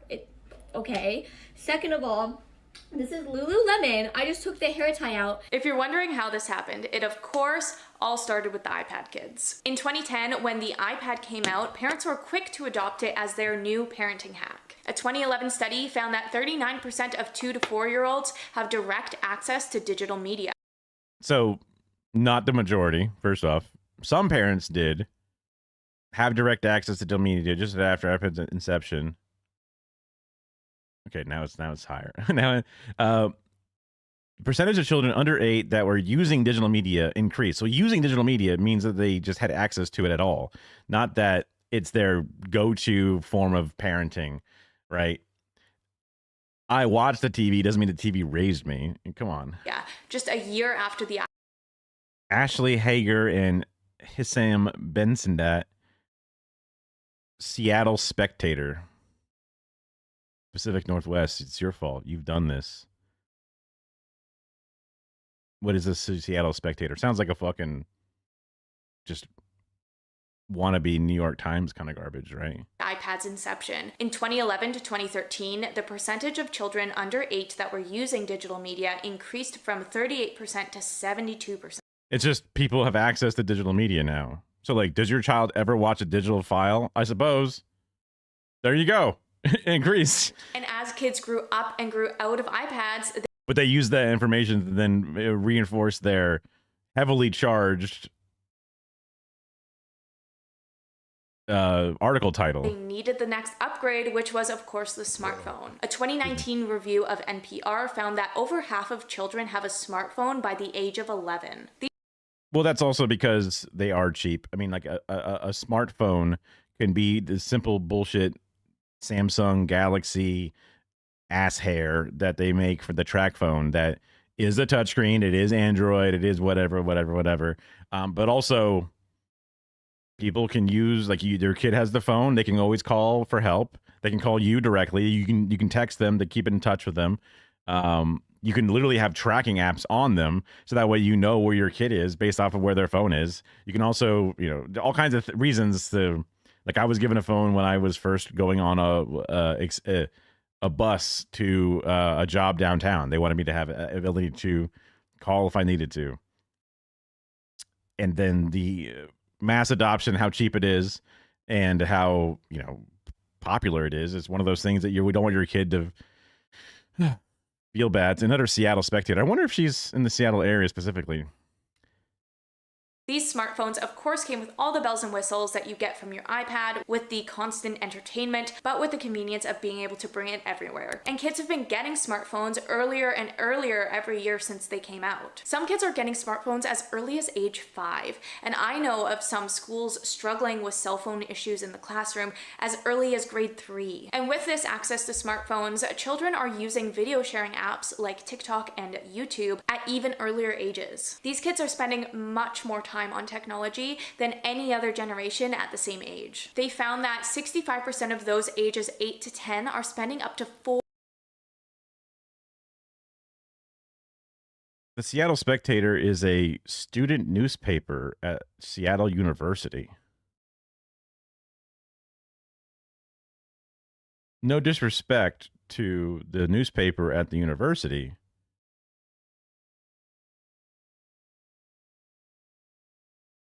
but I would never cite a student newspaper as a source for anything, as a serious thing. Like, I was at the University of South Florida. I would not put the fucking Bull News or whatever the fuck it's called. I forget what it's called. The Oracle was the name of the paper. I would not cite that as my hard facts on fucking anything. What the hell? 4 hours a day on social media. I don't know what's in the water right now, but all of the educators I know are experiencing this collective shift around. This lady loves to post. This creator loves to post wine mom teacher TikToks as supporting evidence for her claims and things. On one particular issue, it's phones. The levels of addiction range from mild to, this is not an exaggeration, students who are on their phones scrolling every class the entire hour, the entire school day. Whatever's happening in the classroom, if you are on your phone, that's more interesting than whatever we're doing. So even if you're kind of in and out, no, your phone is what's dominating your mind. I mean, banning phone use during class time makes total sense to me. Wi-Fi password not shared, airplane mode at the very least. If not, put your phones here when you're a fucking child, right?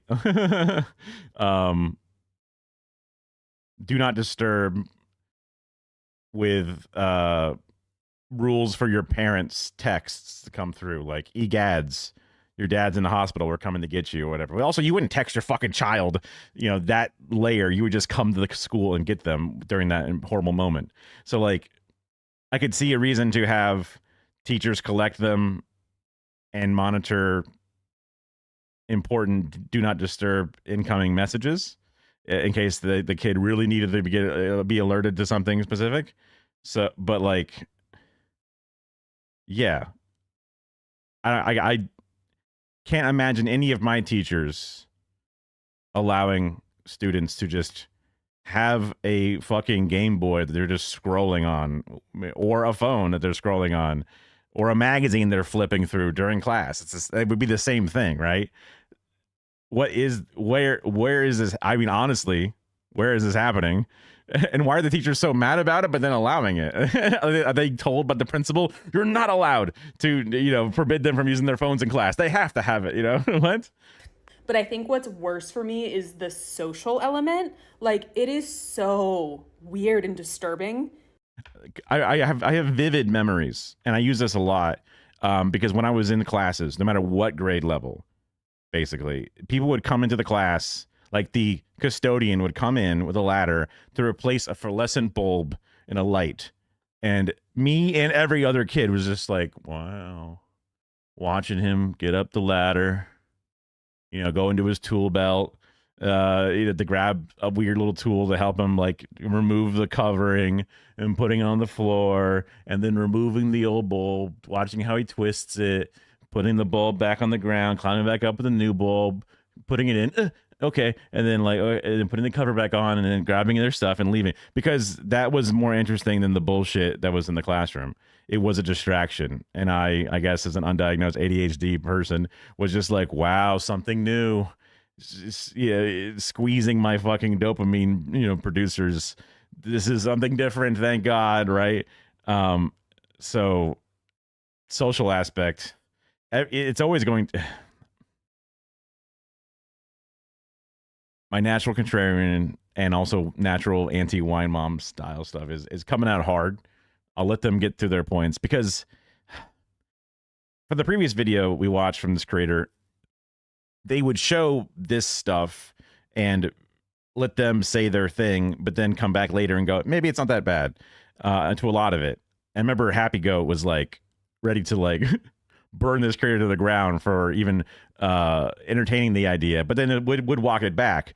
But that's also one of those things where like you would not have a long uncritically analyzed speech by a neo-Nazi and then go, yeah, but also maybe not. You wouldn't put it like that. You'd be like, you would set it up as, this is a freak, here's what the freak is trying to say to some degree, and then go back after and say, look how wrong and gross they are. You wouldn't just state them as two different sides to an equal battle. To just see kids not like talking to their friends. Like, I'm like, I want you guys to talk to each other. Like, goof around, be kids. Like, I almost want them to like act up in the... Come on, kids, play doctor. Come on, show them your penis. Come on. Traditional ways where they're just like, haha, talking, joking, passing notes. Time to do something. What are we gonna do? Despite the minimum... Kids love to joke and talk around as their mom is standing over them, cracking the whip. They love... That's the most like socially active time, is when that's happening. Age for using these platforms being 13. We know many children under 13 are on these... We know anyone 13 and older can read an account. What is this? apps. And that's how we've gotten the Gen Alpha influencer, because while there is a minimum age of 13, there's no regulation preventing children from downloading and using these apps. Dude, it's with parental permission. The mom was right there in frame the whole fucking time, right? There was no thought that it was the kid's entirely own account, because the kid would not want to do any of that shit. Straight up. It's the mom pumping it into her brain. You've got to, you're not presenting it in that lens at all. You're presenting it as it's a natural problem of the young mind that's being manipulated by social media, evil thing. Apps. And not to mention that these companies don't want to keep children off their platforms because, oh my God, just the wide angle lens distortion, the layer of the bronzed Republican makeup, the So like the distortion of the lens, and then how and my point of view that this person is doing irreparable harm to their young formative minds. I see them. Yeah, I know. Those eyebrows are on point. They are like, she spends more time on her eyebrows than loving her children. You know what I mean? The earlier the children join, the more likely they are to build those scrolling habits that they'll take with them into adulthood. Case in point, this is a family that has money for teeth care, eyebrow care, a thing I never even... I mean, hey, it's good to care about your appearance and to make sure that you're presented and to, you know, whatever. Self-care is important. That's all well and good. But this is a family that is super far down the money doesn't matter to them anymore. They're trying to find new ways to have self-purpose. The hierarchy of needs, they have met all their material needs, and now they are spinning on this. But then they will go online and tell you that Mamdani is actually scary and they should do abundance deregulation. You know, this is the family that we're looking at here. You know what I mean? As they poison their innocent children, and then they'll say that, you know, J.K. Rowling is right, and the trans agenda is damaging to the young mind or something. And in my opinion, the worst offense of them all, which is preventing anyone from shutting down what's these up, Gen Keith? Alpha influencers, is that a lot of these kids have parent-run accounts, shut up on which YouTube. allows them to get around the rules. Unfortunately, YouTube chat is technically not allowed to be on my Twitch thing, so my streams go to YouTube. Also, it's a great way for me to just have all my shit saved permanently, because YouTube will save all the lives in a big live section. So I kind of just use it for that for the most part. Hopefully, there'll be some changes to the terms of service for Twitch to allow the multi-chat to kind of like be chill. And not that my account would actually be banned if I actually allowed it to show up, but yeah. I just don't understand why parents would think that this is a good idea, a good thing to do for your kids. I think it's about time someone said it. I think that parents who have entire TikTok accounts and Instagram accounts where the entirety of the content is them filming their like babies and toddlers need to stop, because like what the actual am I watching? You're telling me as a parent, especially the ones who like their entire life is this family TikTok account, you're telling me one of the main sources of income in your house is videos of your baby? I feel like a lot of them don't really have much say in the matter. They're so small and they're just doing what their parents are telling them to. Well, they definitely have no say. I say. could make a whole video on the negative repercussions of having children on social media, but today we're talking specifically about the narcissistic repercussions. The reason I feel like that's avoiding the topic specifically. There's, I guess that you could, so the damage that the parents are doing by being a pageant mom, but the digital version online, and then saying, but now these Gen Alpha people are narcissistic and that's bad. I think it's missing the forest for the trees or whatever it is, where it's like, no. Like, there's a lot of bad things. And then saying it's Gen Alpha being narcissistic, finger wag. The real problem is the millennial parent behind it. You know what I mean? The pointed as a Gen Alpha problem is like, it's a millennial problem, or just whatever those parents are specifically. The reason children should be kept off social media is because prepubescent and pubescent kids are the most vulnerable at this age. During this time, their brains are still malleable, and the neuron pathways that they make during these years will stick with them for the rest of their life. Children are, of course, very... The plasticity of the brain, there was a thing I saw about how, like, we talk about how the young mind is more plastic for language, and that's not as true as we always assumed it was, and other things. So assuming that, oh look, they're raised this way, now they're fucked forever, may not be as doomer or as open and shut as they position it to very be. impressionable. That is how they figure out what path they want to take and who they want to be. And with that, they often copy whoever they see to be the most accomplished or having the highest status. Older Gen Alphas are forming their habits now, and these habits have impacts on children's aspirations. Here we go. Let's see. Aging and brain plasticity. For a long time, it has been assumed that brain plasticity peaks at a young age and then gradually decreases as you get older.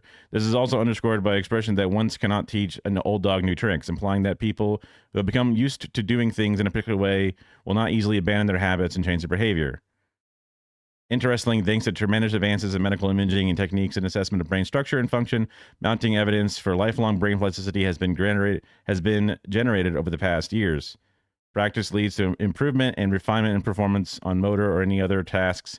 This dynamic behavioral process is associated with altered brain activity occurring in similar manner in young and older adults.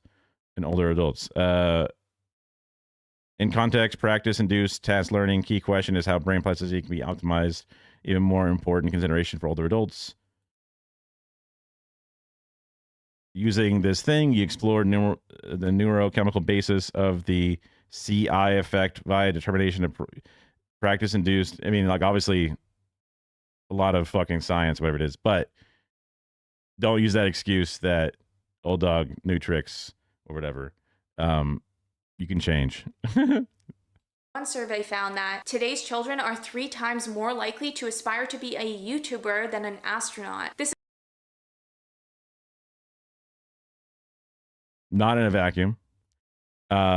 We don't give a fuck about our science and astronauts anymore. They are seen as heroes as an afterthought. You might have an image of like superheroes, real heroes, and have like a policeman up front and then a firefighter and then an astronaut. And then like, that's it. And then maybe a scientist. You know what I mean? Like they are pushed way down low. Our advancements have been stunted at best.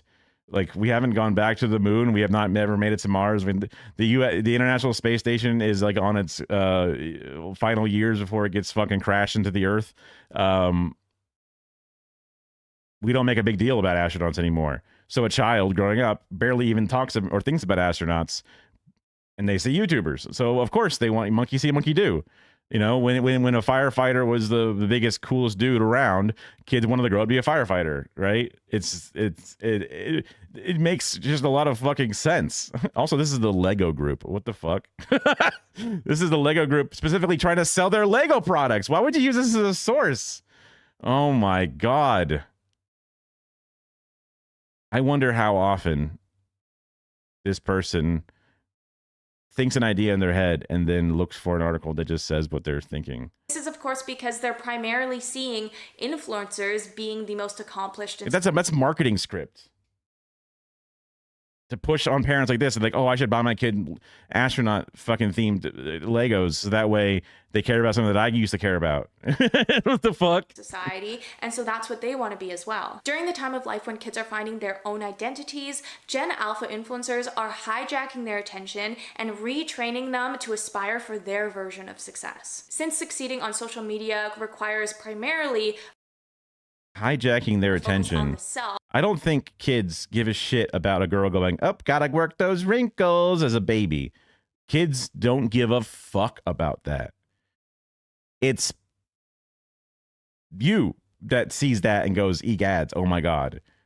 You are the one that's rage baited into seeing that. The views that those videos are getting are not children views. Children views are watching things like CoComelon and things that they want to watch. They're not watching that shit with the fucking, you know, pageant mom in the background. What? Especially when these children are too young to have any life experience that would allow them to offer anything of value. These children will continue to turn inwards to try and reach the same level of success that these Gen Alpha influencer role models have reached. And so these young people focus obsessively on themselves and their public image. And even if you don't want to be an influencer, you're still dealing with the increased social comparison from being on these apps, which increases your self-focus as well. Now, if you are a well-balanced person who has the capability to compartmentalize all these effects from social media, then you can get away with minimal negative repercussions. The problem is really only adults can do that, not even all of them, because your brain is fully formed. Children's brains are just too sensitive to prevent these negative repercussions, that this obsession with the self can make you prone to narcissism. Research shows that higher amounts of social media use predict higher levels of grandiose narcissism. This includes time spent on social media, frequency of posts or tweets, Higher amounts of social media use predict higher levels of grandiose narcissism. This includes time spent on social media, frequent posts or tweets, number of friends, followers have often participated in post pictures themselves on social media. Newport Institute. Are apps creating narcissists? A higher amount of social media use predicts higher levels of grandiose narcissism.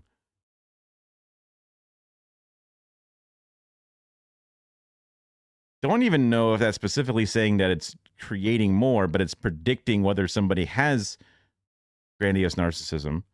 So a grandiose narcissist might be a person who would use an app a lot, but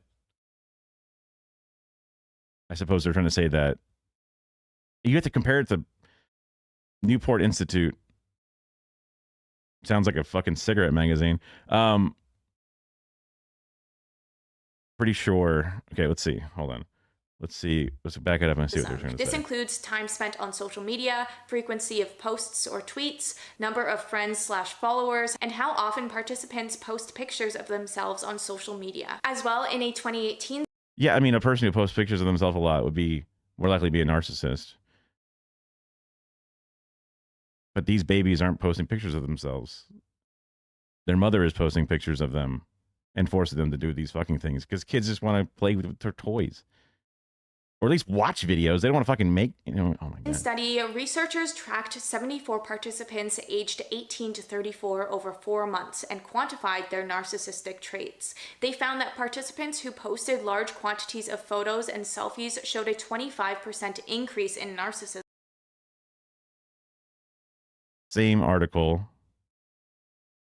Tracked 74 participants, age 18 to 34, so adults, over 4 months, and qualified 4-month study, qualified their narcissistic traits. They found that participants who posted large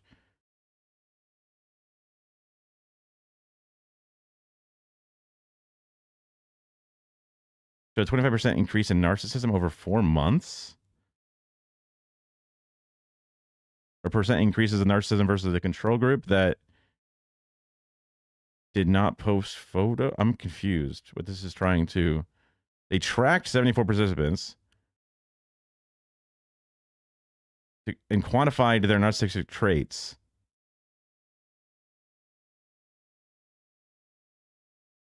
So they tracked the traits of these accounts for 4 months, and they found that the traits that they were trying to track match the ones that posted the most pictures.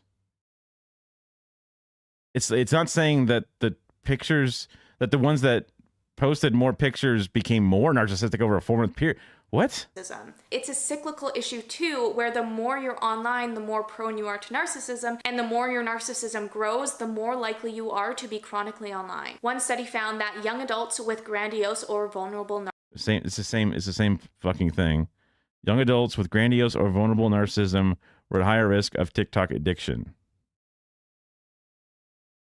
I never heard of vulnerable narcissism before. Narcissism were at higher risks of TikTok addiction. If we don't cut out these Gen Alpha influencers, whether that's through government agencies shutting down the content or parents taking control of their children's access online, we will continue to see children's brains being warped to see success in narcissism. This portion of today's video is sponsored by YouLike. Did you know that you can have 90% of your leg hair permanently removed in just... Oh, sick. Leg hair removal. Fucking sick.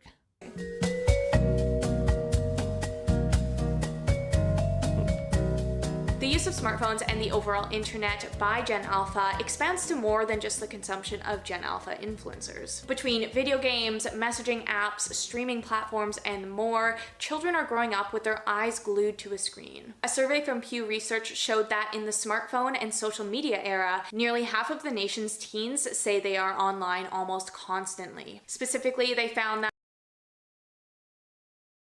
in the smartphone and social media era, nearly half of the nation's teens say they are online a lot. I mean, the ones that grew up during COVID and could only interact with people online, half of them say they're online all the time. Yeah, no shit. That overall screen use among teens and tweens increased by 17% from 2019 to 2021, growing more rapidly than the 4 years prior. On average, daily screen use went up among tweens, ages 8 to 12, to 5 hours and 33 minutes from 4 hours and 44 minutes, and to 8 hours. Went up among tweens to 5 hours and 30 minutes. New York Times, classic. Using social media more as ever. And 39 minutes from 7 hours and 22. 5 hours, 33 minutes. 4 hours and 44 minutes. So it's like an extra hour. And 8 hours in this to... Oh, from 7 hours. Yeah. 2 minutes for teens ages 13 to 18. Now, there have been arguments that say that this increase in screen usage isn't all bad because it can be used for educational reasons like schoolwork or for messaging platforms that of course connect people together. The problem that is rarely brought up, this lady's a parenting mom, like a parenting influencer and creator. I don't think they're a teacher. I don't know, man. They're kind of I'm getting frustrated. To some extent, it's important to watch through frustrating shit and talk about it and learn new things or whatever, and or fight against some shit. But god damn, a person who is a parenting influencer tackling this from a Gen Alpha are fucked because phone exists, instead of pointing it at moms like me are doing this shit to their kids.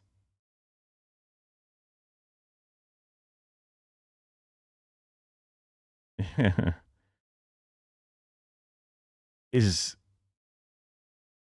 frustrating, to say the least. It's frustrating.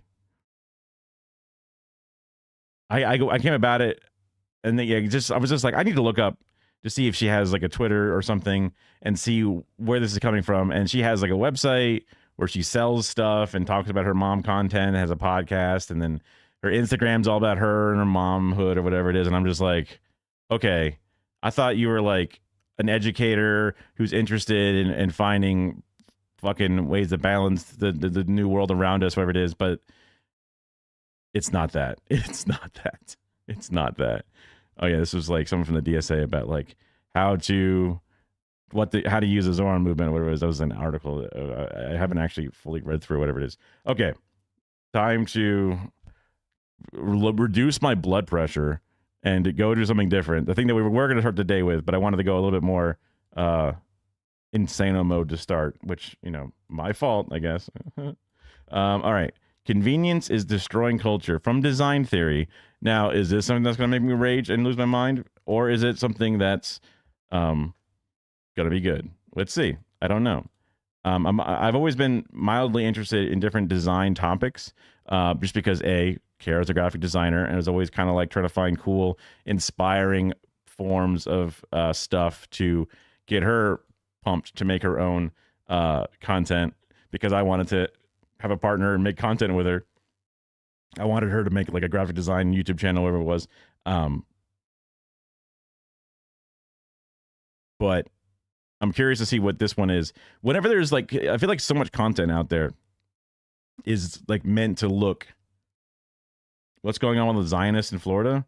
It would be, usually it would be, what do you call it? The evangelical Zionists specifically, because of that's what Florida's got going on.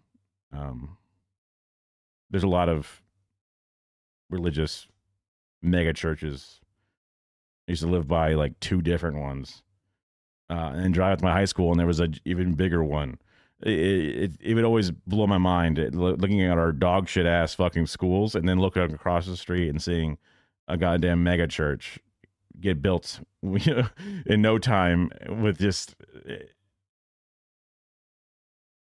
insane amounts of money, I guess, pouring into it. And, in a location that's not necessarily the most well-to-do, watching it collect what little wealth that is in the area, it does the Reddit atheist thing where you go fucking crazy. But that's a whole different discussion, obviously. Are you familiar with, are you referencing something that I'm not aware of? Like if there's a bunch of like particular protests, whatever it is? You can't stand it. These things make you weak, your argument. Those things also help disabled folks live their lives. Absolutely true. And where's the line? Should we stop using calculators because that's making our minds weak? What about chairs? Shouldn't we squat for better health?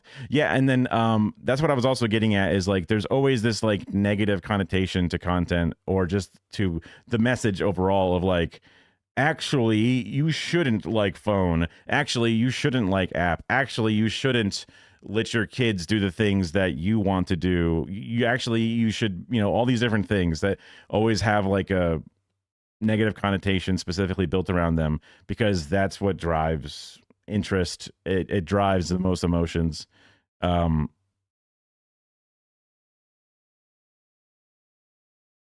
Except it's like a haven for Israelis in Florida. And Palm Beach was human trafficking central for Epstein, and governors and senators are all staunch Zionists, all just from evangelicals. So Florida being a haven for Israelis, I feel like I'm not aware of any particular amount of. It wouldn't surprise me, but I'm not familiar with like a certain number of Israelis fleeing to Florida from Israel. I guess like, if they're trying to, I thought Israel put up things saying that they weren't allowed to leave because they didn't want the population to. They want Israel to have this bloated population, and when people leave, it makes it seem like less of a point to even having it all together. But I'm not familiar with people leaving Israel for Florida, other than just like I guess if they were people who left from the New Jersey, New York area to go to Israel, but they may have already had like a home or something. And then Palm Beach is trafficking for Epstein. That's kind of just like technically not associated with that in any way other than rich people, right? I mean, in Mar-a-Lago, and the governors and senators are staunch Zionists. I mean, literally almost all of American politicians are staunch Zionists. So there's like a handful of those that fight against it. But I mean, that's been the modus operandi and the default for all politicians because it's both parties do that shit. Even that Israeli that shot at other Israeli because they thought they were Palestinian happened in Florida. That's true. I remember hearing about that one. Similar climate was a thought, but that seemed insufficient. Similar climate, I mean, just Florida is just the rich people haven to run away from the snow and also from certain types of like there's no state taxes, whatever it is. So like that's why Mar-a-Lago is in Florida. Retirement homes. That's like the old school thing about like how it's the geriatric place for everyone to come to retire because it was cheaper to be here. And it was warm. Because like California has good weather, has actually better weather than Florida because Florida's hot and fucking annoying and sweaty. But just wondering if I had insights. Yeah, I mean, Florida is a weird place for a lot of reasons. Florida is also like the Tampa Bay area has like a huge like basis of Scientology, just because government regulations and tax havens is a good reason for it to be here. So Zionists and Scientologists don't necessarily have an overlap, but they just have a mutual happiness around that type of system setup, right? It's just one of those things that can just kind of happen. Maybe there is more to it, but me as some guy who just went to public school and did whatever, I have not been exposed to it. But there could be a whole thing, right? There could be a whole layer that I am just blind to because I only see what I see. Okay. So yeah, this was also the thumbnail which we saw from before. Little what is it? Severance thing. Good idea to use the Severance image to like draw in, because it was framed by a full design team and cinematographer, and it's an awesome shot that is evocative of a lot of things, but then also to use that to like get you to go, oh, I recognize that, and then a somewhat interesting title and theme, and then to bring you in. So I was not familiar with this channel's game. I'm curious to see what they've got. Mess of gears and levers is the Gestetner duplicator, Wait, an early photocopy. Where's the captions? Where's the captions? This complicated mess of I gears and levers is the Gestetner duplicator, an early photocopier. But in 1929, designer Raymond Loewy did something. Oof. Okay. Immediately, the audio sounds muted and muffled, which I'm worried about. Let's see. That changed everything. He covered all that complex machinery in a sleek, elegant shell. That one old video, my tabs, that's a rebuffer, sorry. One simple move quietly rewired our expectations forever. Design stopped being about helping you understand, and instead became about making sure you didn't have to. And that idea spread because the less you think, the easier it is to sell you something. The world has been redesigned for convenience and seamlessness. The more effortless a product becomes, the easier it is for companies to shape our behavior, and the harder it is to notice what we've lost. Today, you tap a few icons and food appears at your door. You watch shows designed to hold your attention, but not actually move you. Even dating is flattened into bullet points and dopamine loops that leave everyone confused where they're coming from and going to. It is more of a zoomed out view of design, specifically. But everyone feeling more disconnected. It's not that people stopped being curious. It's that systems now channel that curiosity into safe, profitable behaviors. So how did we get here? And how did design, something that was supposed to empower us, become a tool for flattening the human experience? Sometimes the answer is right in front of you, like how your headphones connect. You flip open the case, and before they're even in your ears, they're already. Oh, is this a what is it? Not Ray-Bans, Raycon ads. Synced. Music starts playing exactly where you left off. No buttons, no thought, just a magnetic click and just a no thought. Designed to numb. It'd be better if the headphones needed to like dial in and connect and plug. Boom, you're locked in. The interaction is so seamless, it's practically invisible, and that's exactly the point. Because when something becomes that easy, it stops feeling like a choice. You're not deciding to listen to music. You're just reacting to an impulsive flicker of boredom, a pause in conversation, or a moment of discomfort. And suddenly you're halfway into a podcast episode. The original designers behind convenient design weren't trying to manipulate us, but as our world became more overwhelming and complicated, designers just wanted to simplify life. They live stuff. Loewy made objects look clean and streamlined, but Dieter Rams went even further with that idea. He wanted products to disappear. He believed that design should be so intuitive and user-friendly that you barely even notice it's there. Well, yeah, I mean, yeah. Okay. You think he's trying to destroy culture and erase your brain by making things like a good soundtrack in a movie makes you feel the emotions of the movie without realizing you're listening to the music? Yeah. But over time, things shifted. Like that's not about like you becoming an obey thing. It's about also funny that I'm talking about audio being seamless because this guy's audio is like noise canceled to hell and back. I have had soundtracks or not. I've had audio tracks that I've had to try to like repair to this degree. And also this editing is high tier. He must be paying an editor to do all this stuff, because I can't imagine a person who cannot set up a microphone properly would have this tier level of like crumpled paper effects and, you know, all these different layers of editing and little punch and zooms. They would not have that skill if they are doing all that. Companies realized it's difficult to increase someone's desire to want to do something. It's far better to make it effortless by removing as many barriers as possible. It's about creating an impulsive, conditioned response. I don't think making things simpler and easier, like the idea of like it's more difficult to cancel or unsubscribe from the email is through steps and layers, is to make it so that way you don't do it, because there's a funneling effect where you only the last layer actually will do it. Making it easier to turn your phone on or whatever is not so much about like trying to make it a Pavlovian response, whatever it is.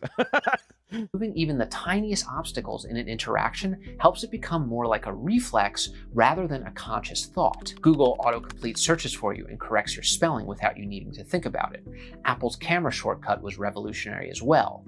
They made the camera accessible without unlocking the phone. Just note, this is a Google Pixel, but it's the same action. Double tap the side button and take your picture.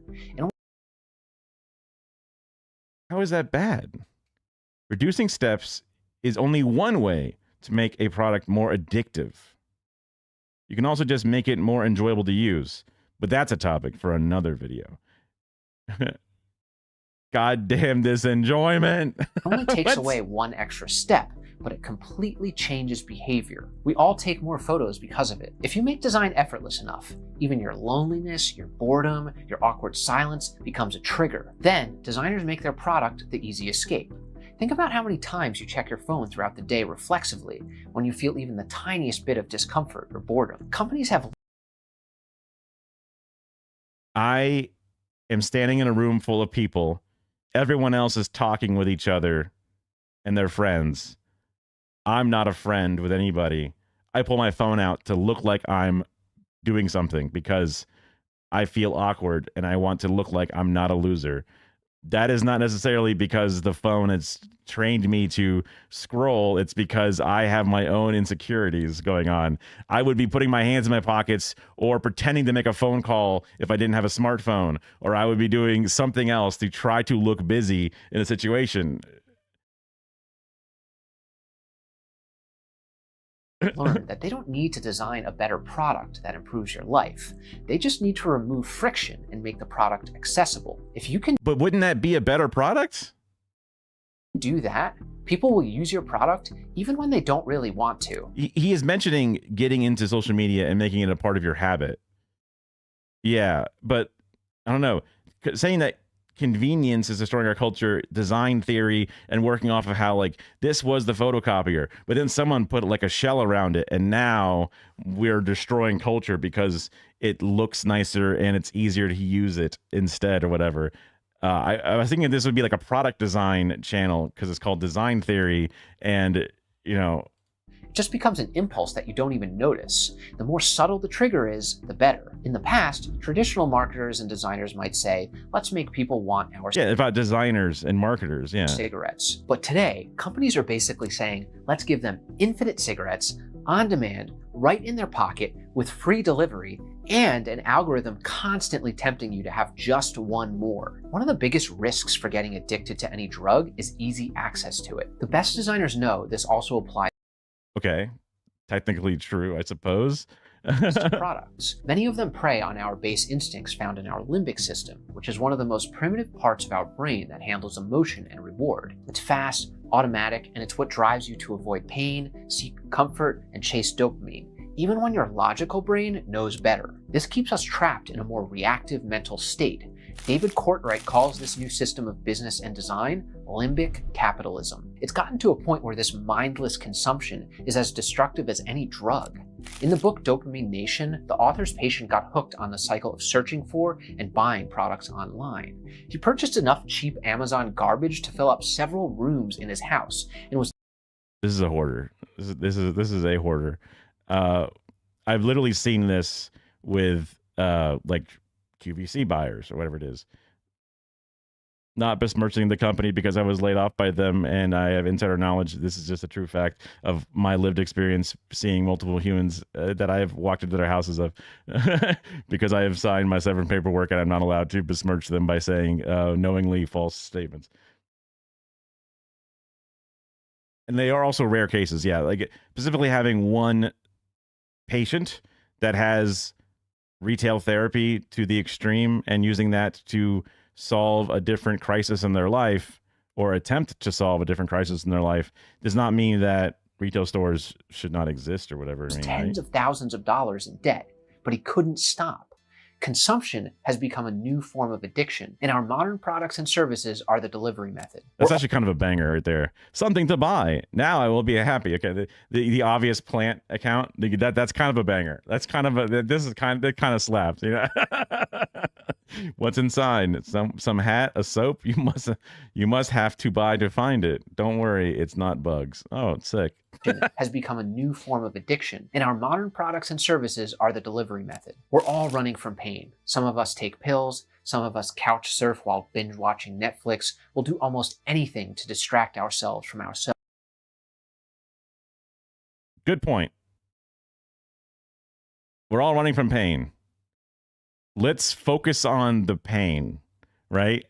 This channel is like, I want my phone to need to be unlocked, and then I need to like put in a password to get into my camera app before I'm allowed to use my camera. That'll fix my addiction to social media. And I'm like, I want to just fix the pain and give you a social safety net. And I want to give you, a place to live, and I want you to have health care, and I want you to have your essentials covered. That's what I want. So that way you're not running from pain anymore. So that way you're not finding retail therapy to fill the hole in a void in your life. And you're not, trying to find an escape of happiness between 15 gig economy jobs that you're doing on the side. Like I would rather fix the pain there than talk about this. Nothing satisfies us, and we're slowly devouring ourselves in this endless cycle of running away from discomfort. And here's the scary part. The longer we stay stuck in that loop, the shorter our view of the future becomes. According to one study researching the effects of drugs on long-term planning, people who are not addicted to drugs would plan nearly 5 years into the future. But people... Culture is significant than the typical medieval cathedral. Do you mean like it points at what our culture is to the average person comparatively to how a medieval cathedral would be such a beacon of wealth and power that the average person has no way to really be similar to it? Or do you mean like we look back on the past of a medieval cathedral and say, who cares? And a hoarder's house today means more to us, or it reflects our culture specifically. Trying to understand the direction or what you're trying to say. I am bad at both reading and media literacy, so I do my best. Because I definitely think that looking back at a medieval cathedral would go, wow, cool, old building. Doesn't really say a lot about our modern society, which is true. And the prevalence of a few hoarders' houses definitely would be more of a sign of our current society than the old cathedral. So that's definitely true, but any old thing would be less likely to be our current society or culture based off of it's old and different compared to what we have currently, what you can see happening among the individuals of our culture now. Yeah. Addicted to opioids could only plan about 9 days ahead. Addiction shrinks your world. It moves you from a strategic mindset to a survival mindset. You stop thinking rationally and start... That was the... Wait, was that movie Her? Yeah, what the hell? From a strategic mindset... Religious nerds stack some stones inset with colorful glass in 100 of locations across Europe versus someone archived thousands of consumer products manufactured around the world into a central repository.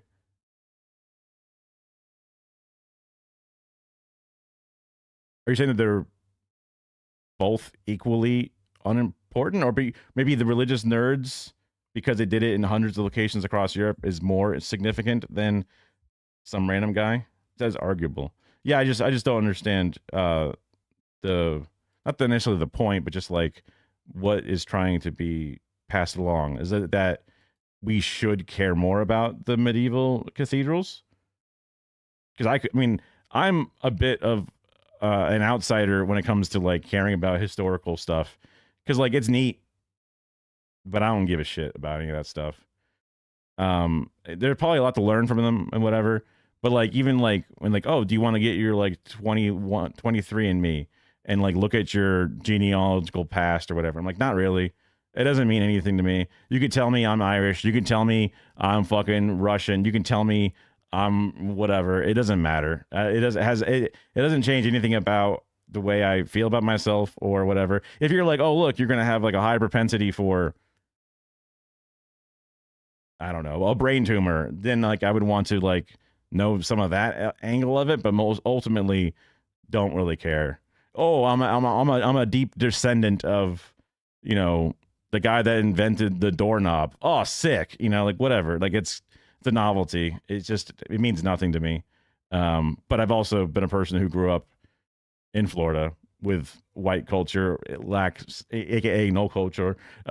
So I can respect people that do care about it or find things in it.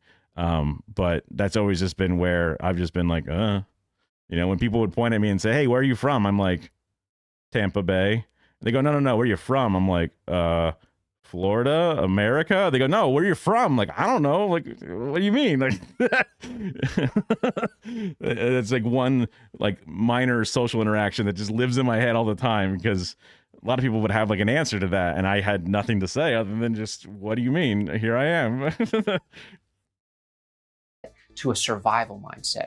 You stop thinking rationally and start thinking impulsively. And modern design is optimizing for this outcome. All of the products and services around you are specifically designed to keep you from feeling true boredom. But boredom is actually a very important emotion. Boredom leads to reflection. The thing is, companies don't want you to reflect. To that, I can see something in there.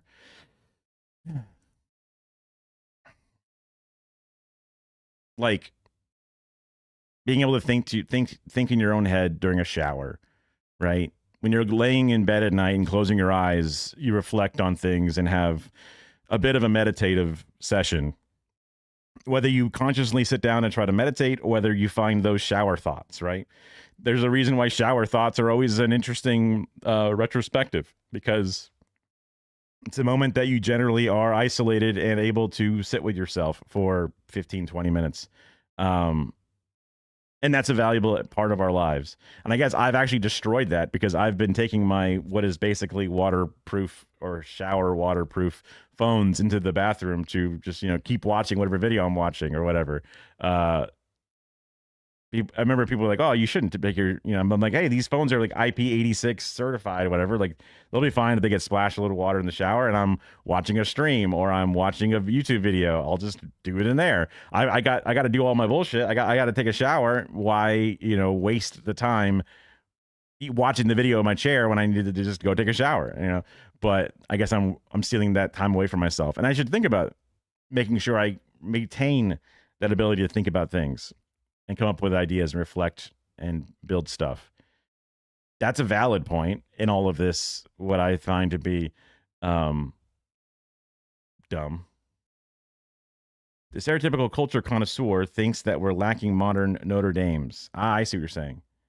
But even a home is a marvel international complexity. True. Yeah. There was a quote in Half-Life Alyx, which is like a video game. It's like the game that's like the VR Half-Life game between Half-Life 1 and Half-Life 2, but it was obviously very modernly released. But that's the timeline it's supposed to take place in. And that's a world where everything's all exploded and bad. And there's this character named Alex who has grown up in this since destroyed world. And the old scientist is reflecting and reminiscing with them over, you know, the comms or whatever. And they're talking about how there used to be this thing called the club sandwich. And it's, maybe I can just find it real fast. Half-Life Alex club sandwich.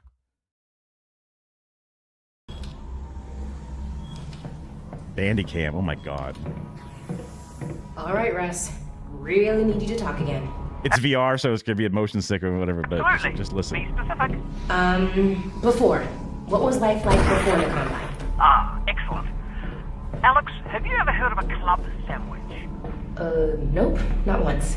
Right. To make a club sandwich, you need to start with bread. Not from a bread line, from a bakery across the street. Baked that day, okay? You add tomatoes, lettuce, not vegetable paste, fresh. Then you add bacon. That's from an animal we used to call the pig. You toast the bread, and you put all that inside it. You guys had all that? That's insane. It is, and I'm not done. Then you add a second sandwich on top of the first one. You put ham in it, also from a pig, and turkey from an animal we used to call the turkey, and more tomato, more lettuce, and a bunch of other things I'm forgetting. It was 6 inches tall and weighed a pound, and had a dozen ingredients from 5 different continents. It was the most impossible food item you could imagine in any age before ours. And like I always thought it was an interesting thing because I never really thought about all the different continents and all the different things where all this shit comes from. And something as mundane as a club sandwich would seem completely inconceivable to a peasant, right? Or from the different ages, or even like a cave person, or any of these different things. So like the modern marvel of what seems mundane to us would be more marvelous than the Sistine Chapel. And it also requires global coordination of the different billions of human beings that exist and trade networks that span the globe in both slow and lumbersome, like gigantic ships covered in containers to the point that they're like breaking physics and surprisingly not sinking despite the number of tons that they're shepherding. And then also fast-paced airplane, life-saving kidneys being, shipped insanely fast and hyper-frozen, containers and whatever. All those things that kind of wash away and become just background noise, despite them being complete marvels of our species. So there is beauty to be found within the hoarder's home and all the goods that have been, just deposited in everyday mundane stuff. Wait, what's this leftist and DSA stuff? I've only been banned once today. Got to stir more trouble. Why do you want to get banned so much? Leftist and DSA. Did I put DSA as a tag on my channel? I haven't looked at my tags in so long. I'm a member of my local DSA, right? It's a thing that I was pushed to join by other creators, YouTubers, Twitch streamers, and it's been a big help for me. It's one of the things that you can, because like one of the problems with everything falling apart and being shitty. Ban is evidence of victory if you're not just spamming or something. What? That's silly. That's silly. You don't believe that. Because you would get banned in here if you said a slur, unless you consider that to be spamming or something. That would be a victory. I laugh very hard when I get banned. Is that just because of like the built-in contrarian deep inside of you that tells you to stir the pot, the devil's advocate that is not actually interested in being good faith and just trying to upset those around you? Like, 'cause that's kind of sad, right? I used to consider myself to be a devil's advocate in the aim of finding deeper and better conversation, but ultimately I was just being contrarian just to seem different and important. I still have that urge that comes up no matter what. When someone says something, I go, well, actually, and I try my best to do that, Well, now I try my best to not to do that, or to at least do it in a way that's not so annoying. More that I'm entirely good faith, and if I'm saying the truth is unmanageable, it's victory. Okay. Well, I guess it just depends on the topic. If you make a caveat would be a joke that's misunderstood. So yeah, being sarcastic in something and then people take it as serious and then you get banned. That's just more of a signifier that there was a misunderstanding, which yeah, definitely would not be considered a victory. But like, so if you go into a conservatives chat and you say human beings deserve health care and housing is a human right, and they go, ew, you're gross, ban. You go victory because they have no way to stop your argument, I guess, is where that victory comes from. But then going to a leftist chat and then saying, what would you have to say to get banned? You'd be like, actually, I think that they should ban and they should deport immigrants no matter how documented or undocumented they are. What? That's a horrible point of view. I really mean it. I believe it. Okay, you're banned. Victory because I was saying xenophobic stuff and I was admitting that I have no intention of ever changing my thoughts on it. Like, that would be a victory. That didn't seem like a victory. It just seems like, I guess it all depends upon you, because it sounds like you want to get banned here, but you also you still want to say true things. So you're just trying to find something that I disagree with so vehemently that you would want to. Getting banned for saying the R word is pretty absurd. Right, but like, you seem like an empathetic person, so you can understand how there's a reason why that word is getting used less and less. And there's a slight resurgence happening in the past couple of years for sure. At least in the stuff that I've come across. It seems to be making a comeback. It's probably, in many circles, it's never gone away, right?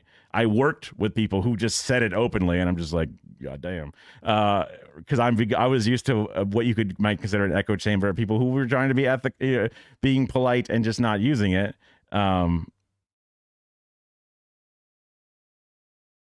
When you know the rule is don't use words like that, and you decide to use them anyway, how is that a victory, you know?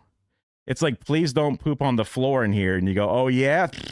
And it's like, okay, you just shot all over the floor. You knew that was not what you're supposed to do. You understand why it's not good to do.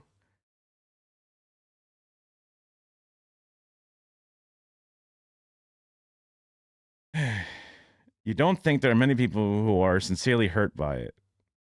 You don't think that there are many. But there are some who are severely hurt by it. But, you know, they're not enough to care about. You're happy to knowingly hurt them when there are plenty of alternatives that can be used. Language police is always like, you can always go deeper, right? You don't use the R slur, but you say the word crazy, right? But there's a much smaller percent that would be hurt by that, but there are some, right? But there's a pretty sizable consensus that R slur is like a thing that they try to avoid openly. You go to a DSA meeting and just openly use the R slur.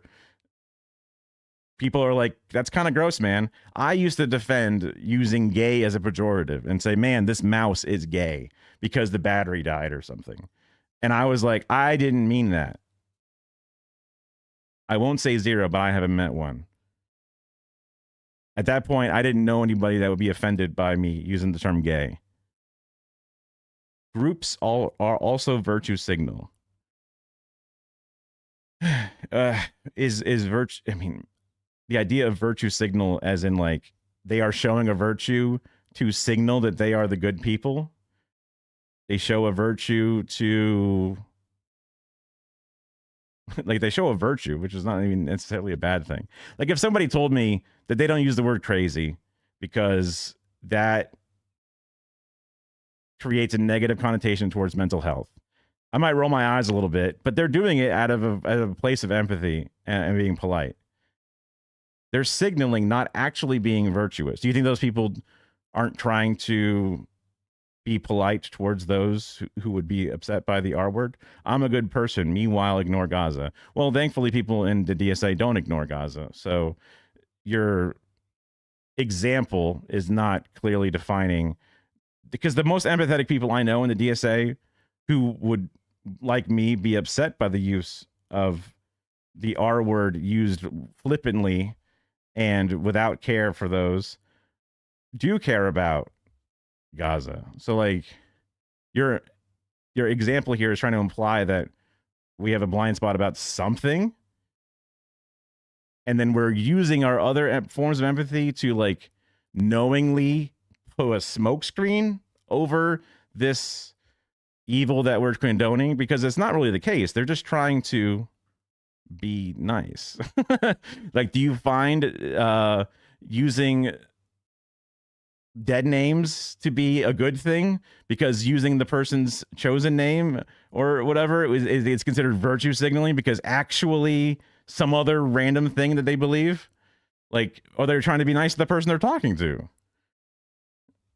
They are, you know, following the societal and social norms that make sense to not be a complete asshole.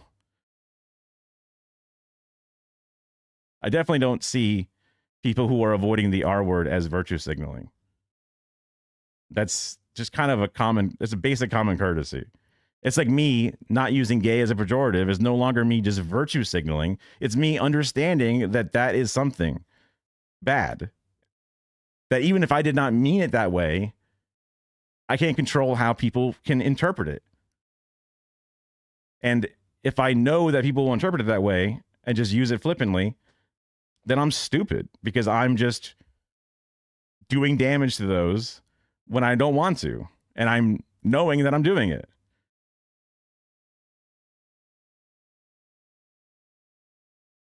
There could be a person like Nancy Pelosi who says, I don't use the R word because it's bad. Meanwhile, they ignore Gaza. But they're not using that. I mean, Nancy Pelosi is a bad example, probably just because the kente cloth kneeling, whatever it is. You could argue that's a layer of virtue signaling because they're evil for fucking hundreds of reasons. No amount of smoke screening is going to hide that. Literally nobody likes them. That's why Democrats are like the corporate fucking, you know, in power Democrats have like 19% approval rating across America, right? There's a reason why that smoke screen is not working. So when we don't believe you, we don't believe you. But people from the DSA and leftists in general, the whole point of leftism is empathy. It's not about fuck you, I got mine.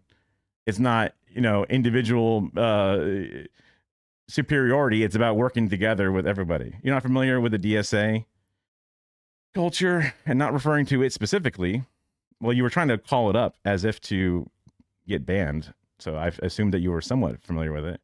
Group associations are just typical avenue to implicity, for a lack of a better word. Group associations are just a typical avenue to not being able to change. I consider myself to be a part of the DSA. That does not mean that I will forever be branded a DSA supporter, and no matter how the DSA evolves or lack of evolves over time, I'm with the DSA currently because it makes sense for me to be with them currently.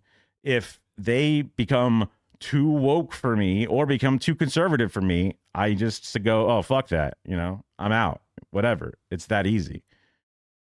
They're the group of people that they are the banner that collects a group of people. And those people all have, when I first started the stream, I was talking about how we were talking about the big national convention of the DSA people and how delegates from all the different little chapters all over are going into a thing they do every other year to vote on how the overall national platform of what the whole movement stands for and the language they'll use and all the different things. And they're going to it, and there's like a bunch of different sub caucuses underneath the big tent, and some people believe some things that I completely disagree with, and some people believe like I'm more of a pro-China, pro-growth. Some people are full-on degrowth, eco, you know, terrorism level, like, you know, Thanos kind of shit, right? But we both agree that, you know, what ICE is doing and what's happening in Gaza, like there are things that people don't have a complete agreement on the exact course of action, but we're all brought in based off of our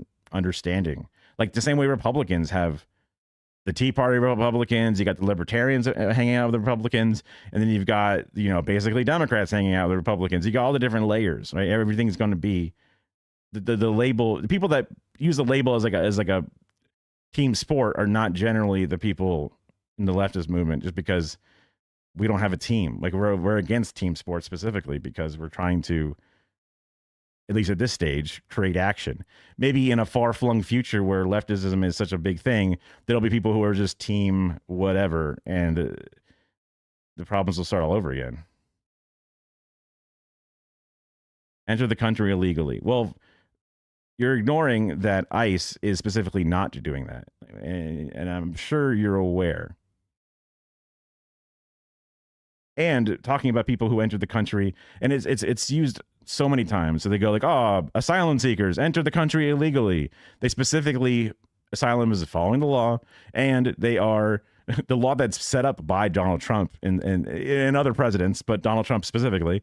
Like, so like, oh, look, people from Venezuela can come and they seek asylum because we shit all over Venezuela and covered in sanctions, and we want to make it the enemy state of us. So we will accept their people as fleeing that country that we have destabilized and made bad. And they are allowed to seek asylum here. They come here and then they say they're bad, even though they're following the fucking law, right? You're familiar with the Mahmoud Khalil case. That was complete bullshit, of course. So that's what people are mad about ICE for. Because ICE is doing that on a mass scale. That bullshit thing is done on a mass scale.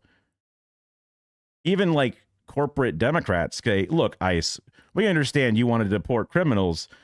That's fine. We were kind of like shrugging our shoulders at that. But when you start doing these things that make no sense, we get mad. Even the Nancy Pelosi's, the people who were fighting for a strong border or whatever it is. He was in the U.S. legally, as were many and most of the individuals. They say that they were going after the criminals first, which also doesn't even make sense because, like, look, we're going to go after the murderers and deport them. Why would you deport a murderer and not just arrest and jail a murderer? I don't understand. Why would you grab somebody and say, wow, this person did a rape, murder, killing, and then just push, say, get out of the country, go somewhere else. We know, and we have you, and we know that you are a devil or whatever, but now we'll just, set you loose on somebody else instead. It's like having, oh my God, I have a horrible poisonous rattlesnake in my backyard. I'm going to just yeet it over the fence to my neighbor's yard instead. Like I have it in a cage. I caged it, and now I'm going to dump it in my neighbor's yard. Woof, that was close. Like, no. Take that thing and give it to the proper, what the fuck are you doing? You're going off on a tangent on someone else. You're pointing at a different chatter who's like, hey, fuck borders in the first place, which is a sentiment that people like if you think back on early United States, there was not even as of not that long ago, like my parents' age, like they could go back and forth from Mexico and from Canada. There wasn't even like a border check. You didn't need passports. It was just like people would go across the lake and buy beer and come back. It wasn't a thing. Borders becoming this gigantic issue is a thing that they just like to do to separate us specifically. And also what leads people to flock to the border unsustainably is because we destabilize the areas around them. Because do you want to all of a sudden get up and migrate to a different place? You probably don't. Hell, I got laid off and they were like, do you want to come to Pennsylvania? I'm like, not really. That's kind of like a whole thing to do right now. That's kind of like you're just dropping this shit on me, and I got like shit here set up and I can't just leave it all behind. So no thanks. And they go, okay, well, I guess you're fired then. And it's like, dang, shit. So people only do that when they fucking have to. And it's a shame that we are the ones making it so they fucking have to. But you wouldn't point out a different thing than what we were talking about specifically earlier, which was how ICE is doing the bad thing, the thing that you agree is bad, and they're doing it on a mass scale. But you say, hey, what's wrong with you guys pointing at ICE and saying they're doing what they're supposed to be doing? I agree that this is bad, but You're mad about the other reason, but you, like me, are mad for the reason that the things that they're doing. And they're doing that a lot. They're doing a lot. Mahmoud Khalil is well known and in the media specifically, but obviously it's happening to a literal majority of the people that they're taking away, over half, if not 70-something%. So it's fucked up. They go to a fucking, what is it? They go to a Home Depot and just pick people up. There's no due process in the process whatsoever. There are ICE thugs. Oh, there's a couple of bad apples. This is the bad apple excuse for people beyond the scope, which isn't exactly surprising. I don't mind the criticism. Okay, so then why are you mad at people who are criticizing it? People who hate and vilify ICE just for enforcing the law. I'm not sure they have thought through their position. No. They are not just enforcing the law. They are doing illegal law. And also, they're signing up for it. It's not like they got fucking drafted to be a fucking ICE agent. They're just following orders. Tom Homan says, go pick up people at Home Depot. Go grab them. You're like, well, they got their orders. They got to go do what they're doing. They have to not identify themselves. They have to wear a mask. And they have to grab people off the street. No due process. Are they illegal immigrants? First off, there's a whole different discussion about what is an illegal immigrant. But also, no, they're not. They're just people outside of a Home Depot looking to get some work. They're literally trying to work, right? And then, no due process. They process them as if they are. There is no process. They take them and they bring them to an ICE camp. There's no lawyers. They're not allowed to talk to a lawyer. There's no crime they're being charged with. Who isn't an illegal immigrant who has been picked up outside of a Home Depot by ICE?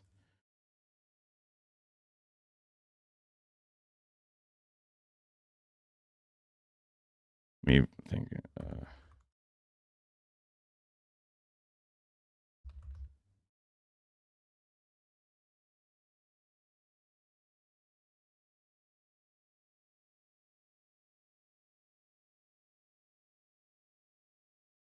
Just literally an instantaneous Google search. U.S.-born man held in ICE, Florida's new anti-immigration law. Leon Judge says she was obliged to ignore his documented proof. April this year. There's also the whole thing that they were doing, the huge surge. I was literally editing a video with Cinemarxism about it.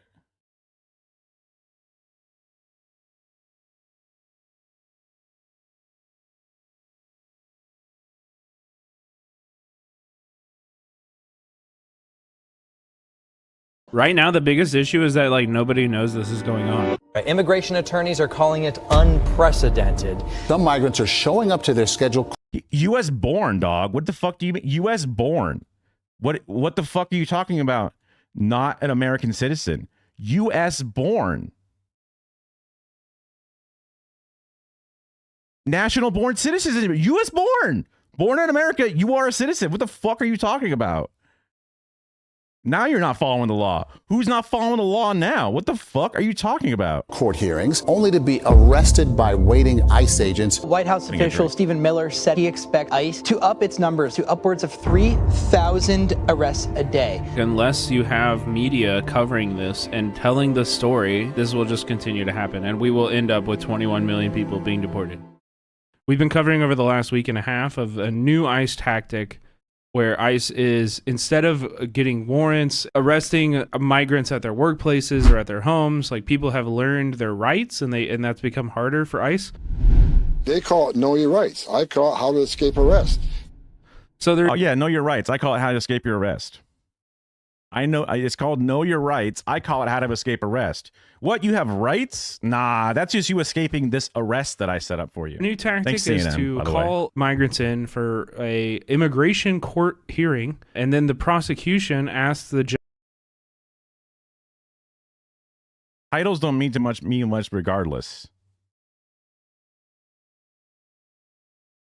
Do you think that they are specifically lying when they say U.S. born? What do you mean the title? I don't understand what you're trying to say. Judge to drop the case. So the government is asking the judge to drop the case. Judges typically will. And this is right here is specifically people following the law, right? The people who are going through the proper channels, not illegal. They are going through the proper channels, and then they are throwing out their cases. So now there's no case to keep them. There's no pending case for them. Their application is now empty. So then the moment they walk out of the room, they go, oh, now you're illegal. Now we got you. Will drop the case because that is typically a good thing if you're in a criminal proceeding and the prosecution has to drop the case, usually that's a good thing. But in this case, it's not a good thing because the migrants leave with their cases dropped, and now that their cases are dropped, ICE can arrest them. Don't talk to him. Don't talk to him. Talk to me. You came in here to talk to me and you wanted to start up all this bullshit. And you say people who are born in the United States are not citizens. So now you're not following the law. Don't talk to him. Talk to me. He's not me. Them and expedite their removal proceedings. That's the new strategy, and they've been using that strategy nationwide. Not really anybody's talking about it except for immigrants' rights orgs on the ground. It's really, really important to focus on because like I said, it's happening nationwide. It's happening everywhere. San Antonio,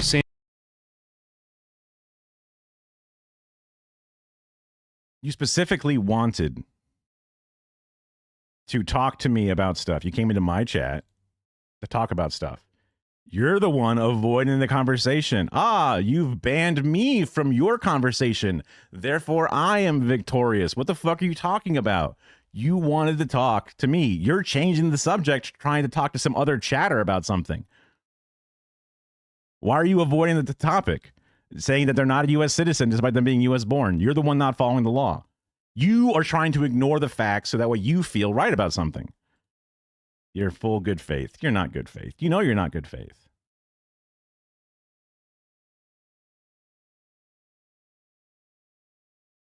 Why do you do this? Like, why do you do you actually believe these things, or are you just trying to set up a situation where you misrepresent things to get whatever side mad? Do you go into conservative chats and say, actually, I think ICE are doing things unjustifiably and they should be stopped? And then you come into my chat and say, actually, I think what ICE is doing is justifiable and they should be allowed to continue. Is that what you do specifically? Because, like, I don't understand. You come into, like, zero chatter things because you don't like being ignored in Hassan's chat or whatever, right? Like, is that your thing? So you come into here specifically?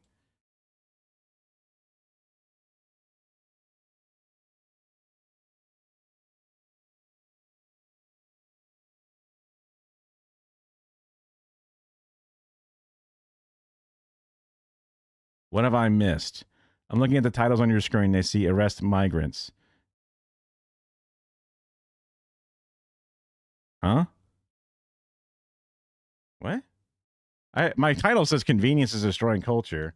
And my title also says new week, same fog pushing through. Huh? Now I'm confused.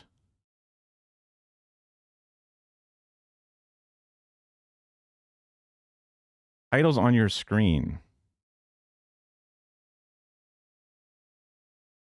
Afghani blank detained. What? Oh, this. San Diego, Kansas City, Chicago, LA, New York, Boston, like everywhere. Okay, bitch. What I was talking to you before about. This. US born man. You said they're not. You said, US born doesn't mean you're a citizen.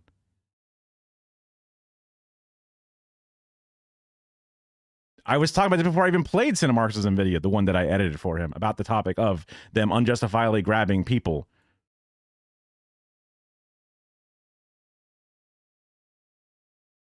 Juan Carlos Lopez Gomez, a 20-year-old U.S. citizen, being held in the Leon County jail Thursday, charged with illegally entering Florida as an unauthorized alien.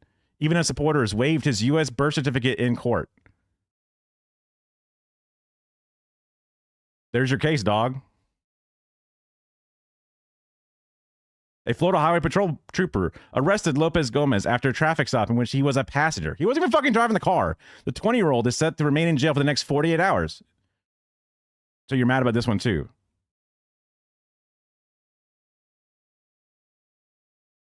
waiting for federal immigration officials to pick him up despite his first-degree misdemeanor charge being dropped. I don't even know what the first-degree misdemeanor would be, but it literally dropped. So whatever they were trying to charge him with literally doesn't stick. So not even whatever he was doing, he wasn't doing. His mother burst into tears at the sight of her son, who appeared virtually for his first hearing in Leon County Courthouse. She left the courtroom distraught because she could do nothing to help her son, who was born and lives in Georgia. Yeah, and also the state has no legal responsibility to cooperate with ICE. Well, there's certain weird things about it, especially sanctuary cities don't have to, but there's some weird things about, and that's actually covered in this video, I believe, about how they're not supposed to, but they can be requested to, and then all kinds of different things. But the fact that Florida, of course, bootstepping fascist place that we live in, is going to take a legal fucking citizen because he's brown. They go, oh, I think you might not belong in Florida, which is just crazy, which is just literally crazy. That's an article. Cases have titles like Juan Lopez Gomez, a 20-year-old citizen, is being held in jail Thursday, was charged illegally entering Florida, even though he has waived this thing. Like the case would be Juan Carlos Lopez Gomez versus Florida or whatever, right?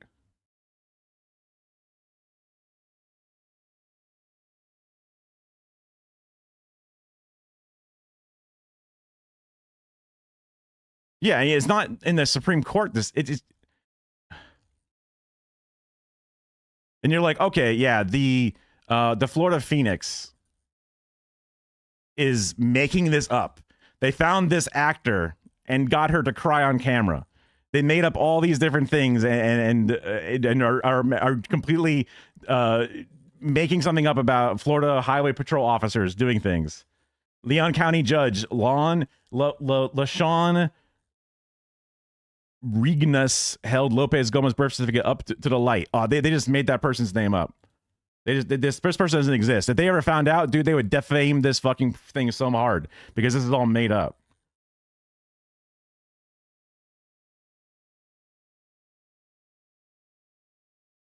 If I want your opinion on it, you got to find the case. Okay, so you're saying, hey, ICE is totally doing things bad publicly that I know of, and I really hate them for it. But that's just the only one thing that ever exists. Oh, this other one exists? Well, I would need to open up the thing on it and do a full review. I would do a full review on it to hate it. You know that Jeb Bush publishes sensational bullshit all the time, right?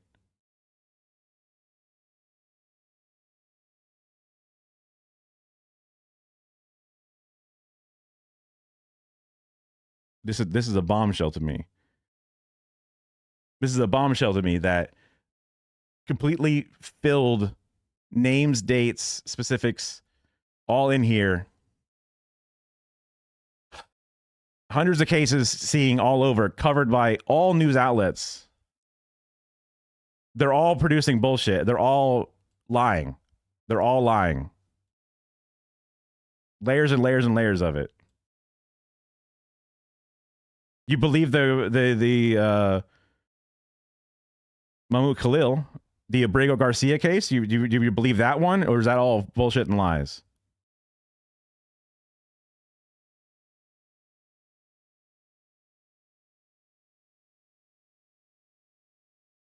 You already pulled. So people who are mad at ICE are mad at them for doing these things specifically. But you're pretending that they're mad about something something that's different. You're pretending they're mad because they're doing the job the correct way. But we're mad they're doing their job that is this. This is the correct way for them to do their job, but their job is bullshit to begin with. The way that they're setting it up and doing it. They're saying, get your quotas up. They're saying, get your quotas up. So they go in there, they grab somebody who is trying to do things the legal way, and then if they can't meet their quota, they come back for the family that's there too.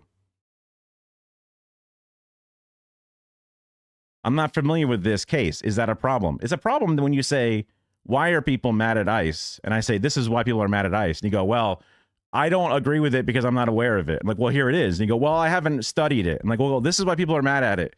And they have every justifiable reason to be mad at it. You go, well, I'm going to still disagree because I don't understand it. And, I haven't looked up every single individual detail, but every little thing. So instead of understanding what you're saying to me, and taking this information with charitability and looking into it, I'm just going to say, actually, I'm just saying that they're all pussies and they should like what ICE is doing no matter what. It's not just, I literally, there's loads and loads of these cases that are out there. It's not just some journalists. This is not like a thing that I know this thing in particular. Yeah, literally countless examples. There's also literally, if for some reason you're going to throw away these things,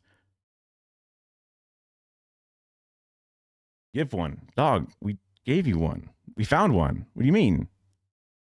Well, I don't know anything about that one. This other one? Well, bro, I don't know anything about that one, okay? They haven't been held in the Supreme Court yet, so technically the jury's still out. You know what I mean? You know, technically the jury's still out, dog. I can't talk about that one.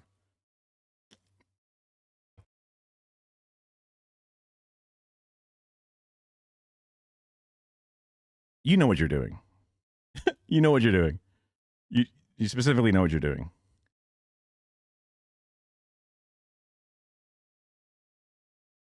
Like deep down inside, you're specifically doing this for could be clickbait, could be sincere injustice. I don't see how my error is admitting I don't know.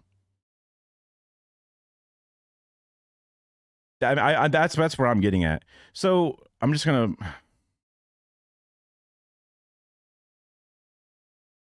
Oh, I can't even scroll past on this one. I have to use the other one. Whatever. You're saying that you think that people who are disapproving of ICE are unjustified. We're giving you. This is their new strategy. They're making full arrests. justifications. Court proceedings. Reported, but they are. You're just a worthless fuck. I as a person of empathy am happy I can give you what you fucking crave. Because you just don't care about anything. If I ever see you come back here under like ban evasion or whatever, I mean I have no clout, but IP ban or whatever the fuck that shit is, because I'm sick of people constantly finding nobody streamers and then trying to use sock accounts to come back, which is just pathetic. Are saying that this is in many ways a. That was a kind of a waste of time. But I guess it's about time that I kind of learned some lessons in some way. Because there were some people who would come through before and they were a bit more normal, I guess, about things. And even if they were people who fundamentally disagree with stuff, they're at least a bit more of a human, not just a complete debate bot or whatever for the sake of it.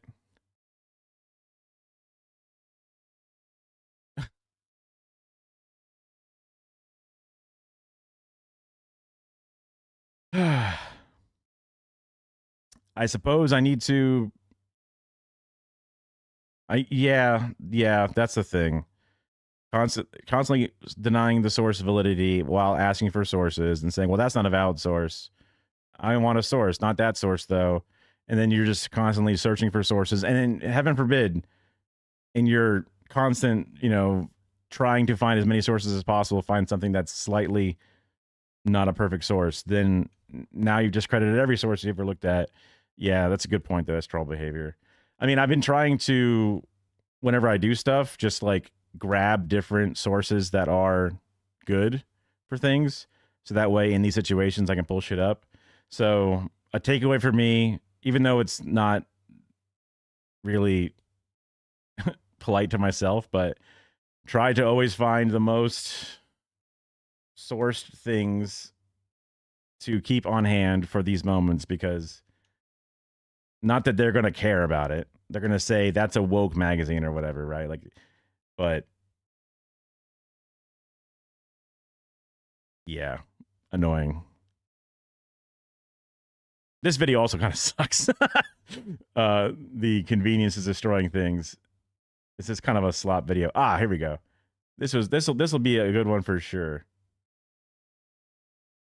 Why YouTubers? It's a boy video. It's one I haven't seen, I don't think. YouTubers are working for cops now. This is one that I wanted to see.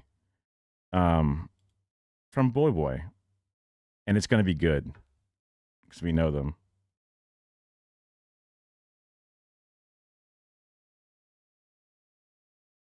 We got the old Thumbo. Crazy. $130 billion a year, which make them the third best funded army in the world. Wow. But one thing they didn't have up until now was YouTubers to follow them around. And today we've got a YouTuber called Mr. Manny to ride along with cops and film them harassing homeless people. It's gonna be fun. Bad boys, what they gonna do? What they gonna do when they come for you? Bad boys, what they gonna do? What they gonna do when they come for you? I'm excited. This is gonna be sick. Do you reckon he's gonna fucking shoot somebody? I'm in an actual high-speed chase with police officers because I'm gonna be spending the day with them to really find out what police... Yo, they did a dangerous high-speed chase with some fucking broccoli cut-haired fucking YouTuber in the front seat. For you. I'm excited. This is gonna be sick. Do you reckon he's gonna fucking shoot somebody? I'm in an actual like high-speed chase. He's got his fucking driving glasses on. With police officers because I'm... Bro, oh my god. I was talking about how it was dubiously legal for me to be an intern at an editing house, and then we would take a ride out to this stupid restaurant to shoot a commercial for Fantastic Sam's, and about how if I got hurt in a car, what that would do. This is a good fucking way to climb out of the Gen Z, Gen Alpha, millennial pit of not having any kind of security because you sit in the front seat in a ride-along situation, and they get into one of the many, many, many car accidents that these cars constantly get into, and then you just get a fat check, get a few mil in your back pocket like it's nothing, right? Because what the fuck? I'm gonna be spending the day with them to really find out what police officers actually do in their day. And starting off their day, they had me put on a bulletproof vest for safety. Did you say bulletproof? Bring back the good old days, and by that I don't mean the Thomas Kincaid fucking paintings of America that never existed. I mean bring back the what was that show? Andy something. They whistle. Yeah, the cops that don't carry a gun, and then they make it a big point to not carry a gun because they're not there to hurt people, they're there to help people. Yeah, well, it's a bulletproof vest stops one bullet. Yeah, that's bad. You do need bullets proof. Yeah, especially if everyone in America is using automatic weapons, the bulletproof vest isn't enough. Andy Griffith, that's what it is, yeah. This is crazy. I mean, people get sponsorships of the military. Yeah, but what if he came along and he died? Then you just sign a waiver. Yeah, that's actually fair. This is much more dangerous than any of the military ones. 100%. Because a high-speed pursuit? Surely it's fake. Anyway, he's got a bulletproof vest on, so it doesn't really matter. He doesn't have a car's-proof vest on, though. The first call of the day was a possible stolen car, so he started booking it. Ooh. Tell me, Sheriff Taylor, why don't you carry a gun? Oh, I don't know. When a man carries a gun all the time, the respect he thinks he's getting might really be fear. So I don't carry a gun because I don't want the people of Mayberry to fear a gun. I'd rather they would respect me. And now we got jacked up steroid shit. That is definitely propaganda. That is definitely propaganda. But what a different form of propaganda of if I carry a gun, people are just afraid of me, and I want people to respect me as a man, right? That's definitely a fantasy. This is the reality, right? We got people suiting up with bulletproof vests, carry around and act like they're, they used to, the police outfits used to be a blue shirt. Now it's all black with a upside down, black and white American flag with a tack vest and roided out freaks who can't pass the fucking military ASVAB test, whatever it is, and have to settle for this dog shit. And then they get paid an incredible salary. There was somebody saying that they were thinking about going into the police office as we were all getting laid off, and I'm just fuck. But then also they were like how much money they make, and I'm just like, what the fuck? That was a fast car. Once they got to the scene, they checked it out, and this happened. Okay, we have 2 murder suspects. I saw they were both climbed all the way back and knocked out. So what they'll do is make sure they're alive and okay. Thankfully, it wasn't that. And by the way, guys, there were people reclined and sleeping in a car. They're like, we have to shoot these guys. Wait, what? They were just reclining in their car, so pretty sure those people were dead. He said they were murder suspects. Does that mean they committed a murder, or he suspected they were murdered? To be murder victims, right? Not murder suspects. He suspected they were murdered. Is that how a police officer's brain works? Yeah. They see someone lying down. Potential murdered suspect here. Who killed you? Exactly. Tell me who killed you. And we should wake him up and ask him. By the way, guys, I'm currently in Huntington Park, a city in Los Angeles, and I'm currently riding along with a patrol officer. Dispatch update. 6334. Check on 17-year-old Juvie with suicide ideation. To protect and serve. To protect and serve. This teenager has suicidal ideations. Don't worry. We'll be there in 10 minutes to facilitate. We are here. We are to serve those ideations and to give them suicide by cop. We are coming. Step on it. Open the door real quick. Thank you. Imagine you're about to kill yourself, right? You've made a call to the hotline, being like, oh, I'm going to kill myself. And they send the police over, for one, which is terrifying. But secondly, there's also a YouTuber. There's just a YouTuber with him. Bro, you're going to... What's up, guys? I'm with this 17-year-old. Yo, bro, you trying to kill yourself? Yo, no cap. This is horrific. That's so insane. Bro, before you go, like and subscribe, bro. Also, is that how you check? Excuse me, you dead yet? You need help? Need a gun? Here's a gun. Hello, are you okay? What's going on? You want to talk to us privately? You live with your grandma? Who else do you live with? Why are you filming her? What do you mean talk to us privately? There's a camera here. I have 2 brothers and my cousins. If you feel some type of way or something going on in their life, you need to talk to somebody. I'm gonna have my female partner talk to you and you can feel a little more comfortable. I put the camera down just because of how sensitive this topic is. You put the camera down. Yeah, fair. We continued filming from. Yeah, and leave it on. Leave it on. Enhance audio. Go. His feet. He blurred her face at least. But like she would know. She would see this video and she'd be like, oh yeah, this is the day I tried to kill myself. Here, look, I got footage of it. Me in my fucking pajamas. This is cool. This is really. Why was this allowed? This is crazy. The kind of stuff YouTube demonetizes for us. When you just film someone on the day of their fucking attempted suicide. Hey guys, before I continue on the video, this topic. If you guys ever feel like you're alone, please call this number. Like, please. I just yeah, because I the number that they removed the Trevor Project from. So people who are gay or trans, you know, you just get the generic hotline, which I guess is, I don't know, some fucking cop coming to your door. Like, what the fuck? Need to come and film you. Please call this number. It's not 911. It's my number. It's 988. Well, Alexa, there's sad music. What are you talking about? He feels bad about this. He's helping people. Yeah, so let's continue on the video. So then afterwards, we drove back to the police station where they had a briefing. Essentially, it's a meeting where they talk about police stuff. Once the briefing was done... Wait, a police briefing is just watching donut operator video clips? Yeah, he's watching them kill people and they're like, fucking sick headshot there. Get out there and do exactly the same thing. It's like...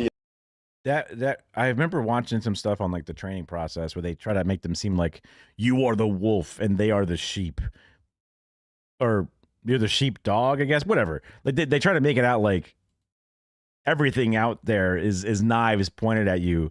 You need to be on your guard at any moment. Look at this video of a guy getting shot. That's going to be you if you don't shoot first. And it's like, actually, pizza delivery is a more dangerous job than your job, and in the same cities and shit. Like, wait, actually, no, you're not at that risk at all times. And actually, you have what is it? The qualified immunity. So like, they're like, yeah, actually, it's safer for us is to shoot first and ask questions later, and then we won't be held liable for our actions because we have the dangerous job and we're all heroes. You know, a pre-game hype up. They're like, come into the locker room. Let's watch our best clips. Yeah, all your highlights. You guys got this. Yeah, come on. You got this. Police gang unit. I think it's nice that they're honest with their affiliations. Yeah. Once the briefing was done, look up police LA gangs, and you will see actual police gangs. and they sent me to ride along with the city's gang units. But first, the chief of police wanted to see me. You're the chief of police? I am the chief of police. So I've been here 35 years, right? I'm still giving everybody a run for their money. You look pretty young too. Yeah. So I have this lotion that I put on every night. Oh, your skin is so nice. Oh my god. Wait. Have you seen that picture from the Hong Kong protest? And like, love your job, you'll never work a day in your life. And it's just a Chinese police officer pepper spraying someone in the face with like the biggest smile. he's pepper spraying a journalist, so I understand. Yeah, he's so happy. It's like pepper spraying a YouTuber. I'd be so happy. Oh my god, it'd be amazing. I'd be like, you gotta come quick, I'm about to kill myself. Psych! This is Officer Nick. Say hi. Hi. They're in charge of overseeing, like, making sure everything's in check within the gangs. Oh, we're going to call. We're going to call. Oh, there's units that got dispatched to a They got to pay their protection fee, right? They got to give us our cut. trespass call. I guess there's some subjects in the building. They're not supposed to be in there. Someone's off the alley? Nah, poor dude. He doesn't. He just got the regular ass denim. He doesn't have the matching shit. He's just got his dark blue mixing with his blacks. I think it's back there. Oh, that's trespass. Someone's sleeping in an unused fucking lot. Yeah. I think it's so good police being private security for just like landowners that aren't doing anything. No, it's fucking crazy. I've bought an unused lot and I get free fucking people to come and beat anyone up who goes on it. I'm not using it for anything, but I don't want anyone else to. I mean, we don't know what it is. We'll see what it is. Police department, policia. It's an empty lot.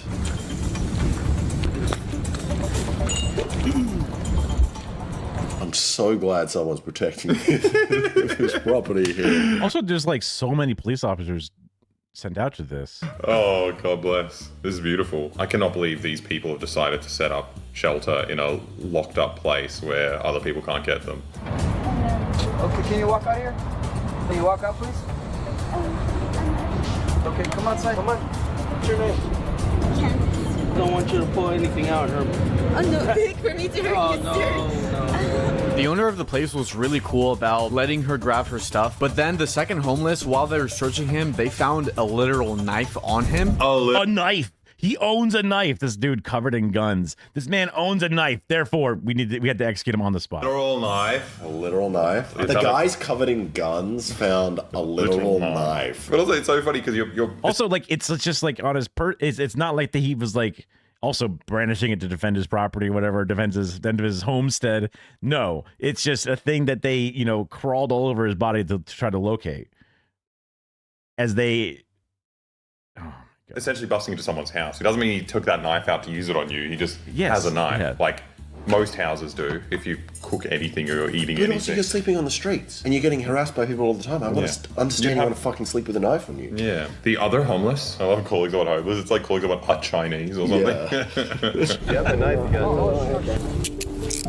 You have that knife on him. Hey, we just woke you up out of your fucking sleep and dragged you out into the sunlight.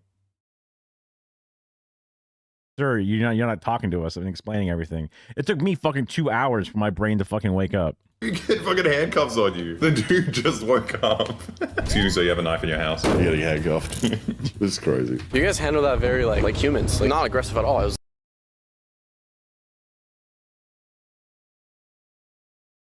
This is why the chief of police was like shaking hands with him. Whether it was discussed beforehand to have this slant, or they just know that this kind of, because obviously it must have been some kind of setup to have it behind it. Because you wouldn't just be able to walk in and be like, yo, I want to do a fucking ride along. Like, they would have to be like, they had to look over your channel, see your fucking point of view, or at the very least talk to your agents or whatever the fuck you got going on. Oh my God. It's like the opposite. Yeah. We wear different hats out on the field. Some days we're playing mom and dad because we're talking to juveniles. Other days we're talking to grown gangsters that are convicted felons, and we gotta talk to them a certain way. And then somebody like this, someone that's pregnant, homeless. I mean, they just need help. It's funny that the scale of like abuse in America is like, if you handcuff a homeless man, you're like, yeah, you guys handled that really well. Yeah, you didn't shoot him. You didn't shoot him, and they're like, yeah, we're nice guys. I'm a member of the community. Sometimes I put on different hats. Sometimes I'm an executioner. So, literally, the hope for America that I have is heavily layered on poor Zoran's shoulders, because he has the plan to specifically build. At one point, it was a part of the police department. Now it's supposed to be its own department, or at least that's the verbiage. Some people are mad that he's changed it from being under the hood of the police department. Basically bringing social workers to come in to be people that are dispatched to situations like this instead of the police. So the police claim that, oh man, we got to put on so many hats, and we got to be parents, or we got to be homeless people advocates, or we got to be drug advocates, or we got to be gang advocates. We got to be all these different things and deal with every thing in a different situation. And we can't, shucks, we can't solve our crimes because we have to do all these different things. And society looks at that and goes, man, what heroes they are, despite them just harassing and arresting people. So the hope is this same message is the default position that people think about, them having to wear different hats, and instead they can then embrace the Zoran plan and then see the benefits of it, and that can make a tide and a change. Is that naive? To some degree, but I have hope, because that's what I want, because we're not at a good place right now. We have those people addicted to drugs. We have those people, sleeping in cars because they're at that stage of the homeless, like they're at that stage of homelessness where they're not quite completely on the street, but they're basically, they're the different levels. Having people that can help them is the first step, instead of having somebody to harass them.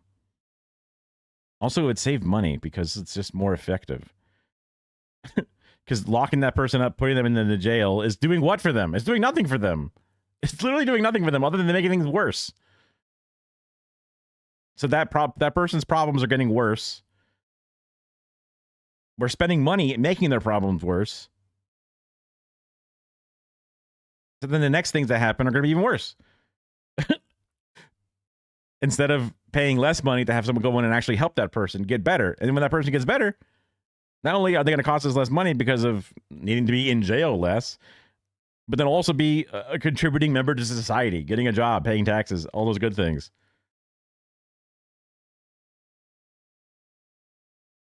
That those people see as a good thing specifically, beyond just the literal human life that they are. Sometimes I just arrest. It just depends.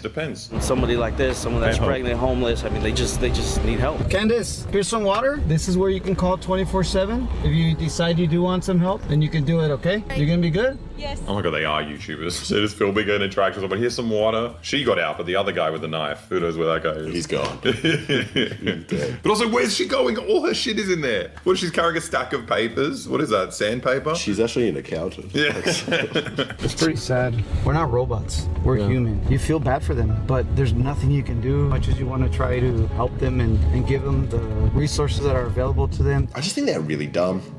Yeah, like I don't think these cops, at least ones we're seeing, aren't like necessarily evil. They're just incredibly stupid. They're just really dumb, man. It's the systems, right? It's the systems in place that do the evils, and when they're just following orders, if the systems weren't there, the orders weren't there. Just like, sorry, the landowner of this empty lot wants us to get rid of it. And we do that. That's my job. My job is protecting someone's investment that they're not using. After a couple more calls, this happened. The LPR camera hit on a felony vehicle. Let's go look for it. Wait, so there's just a stolen car? Yeah, it's right here. So now that works. Watching traffic. It's going to be a 1035 vehicle, black Chevy Camaro, 2-door, 2018. So we have. There's like also just like a lot of it's just weird that like right there, I assume this video guy blurred that screen because he's not allowed to see that information. Like it's not a HIPAA violation, but it's like a HIPAA thing where it's like, you're just a regular ass fucking kid. Why the fuck are you getting to see people? You know, I assume in this situation, this person is very clearly using a stolen car or something like that. But like, why the fuck are you getting to see this person's like, police report or whatever it is? Like, that's supposed to be something that you're not supposed to just have like, and they're like, yeah, look at this, check it out. I gotta check this info display out on this alleged criminal. Check out this info display on this citizen right here. I'll just film it with my camera. We'll check. And then, oh, wow, this guy decided to blur it. But this human, he still saw it. His editor saw it. What the fuck? That's the car right here. It's flying right here. Yeah, that's right. It's supposed to matter to people that doesn't give that out. Wait, is this a chase? Yeah, he's going to go for it. Wait, is this a chase? Not gonna lie, that'll be a little bit fun. You can tell how excited he is. It's almost like feels like the way this guy responded. It feels like a game between the cops and the guy who stole it. He's like, oh, he's gonna go for it. Like, fuck yeah, I got a chance to race. Like, but if you're a cop, obviously you become a cop because I do believe some cops out there maybe want to help people. Yeah, the majority. There's always that layer where they come in to do a good thing. Not everybody just wants to get the freaking guns or whatever it is, right? But you literally saw in the morning how they pump them up and how they do things to them. And then they give them their own propaganda every day. They lead them to this shit. They give them the tools to do only harm. They feed them the wrong messages. Take them to little warrior camps. And then they all become what they are. Already want to drive fast cars, get guns, and get to fucking and detain guys, people. yeah. So it's like, of course, this is what you're looking for. Yeah, you're like, fuck yeah, I get to speed.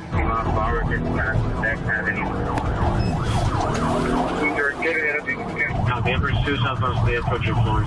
feels like Fast and Furious, except I'm on the other side. That is so scary. I hate when people drive fast. You would like being in this car? I think I'd like it a little bit. Also, that's a residential neighborhood. They're just blitzing through. I feel invincible. I'm like... Which is why LA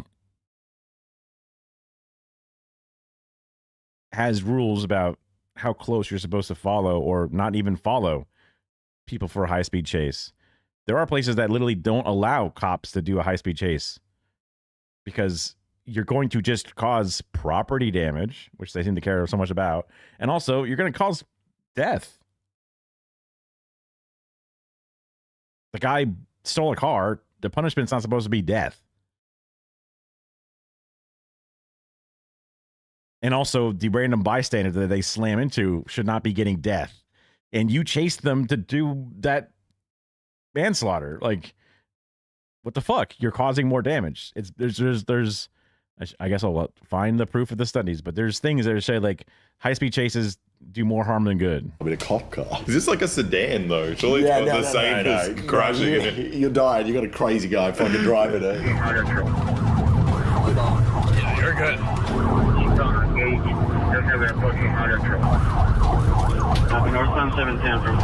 How is this guy running away? Did they organize this just for the YouTuber? I think so.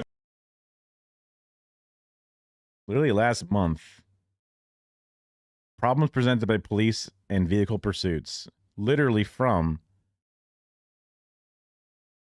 Attorney General of New York State specifically. Shown to increase, police chases have shown to increase danger and result in injury or fatalities to drivers, passengers, bystanders, and police. Like, there's loads of information. This study was literally done as of last month. There's been loads of fucking things to look into this to basically remove this as a possibility. I think so. Is there a cop in between them? I don't think it's that guy. No, it's the cop. The cop there is chasing the other car. Ah. That air unit. Come on, air unit. Oh, air unit, like as a helicopter?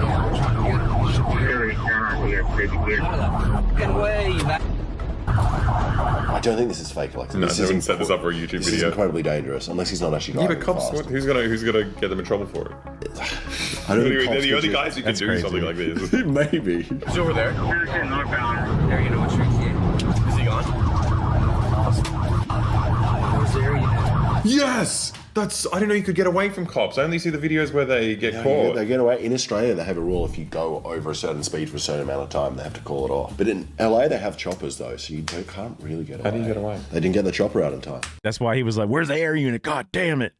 Fucking sick. That's amazing. Good Wait, on so ya. Australian cops are that cucked? They're pretty So cucked. if I drive fast enough, I'm free. No, the dumb thing about it is there's no point chasing the person because usually you're driving your own car with a license plate. Yeah. So what is the point? Yeah, they'll get you. They'll Somewhere. get you other Yeah. times. You're on a system. You're done. Yeah. Unbelievable. Wait, was it a crash? Yeah.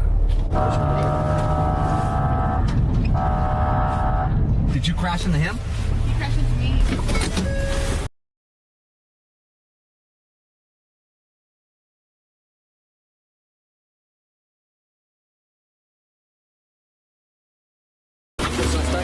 I mean, this is exactly what high-speed chases make. You know what? Like great fucking road. Well, we didn't get him.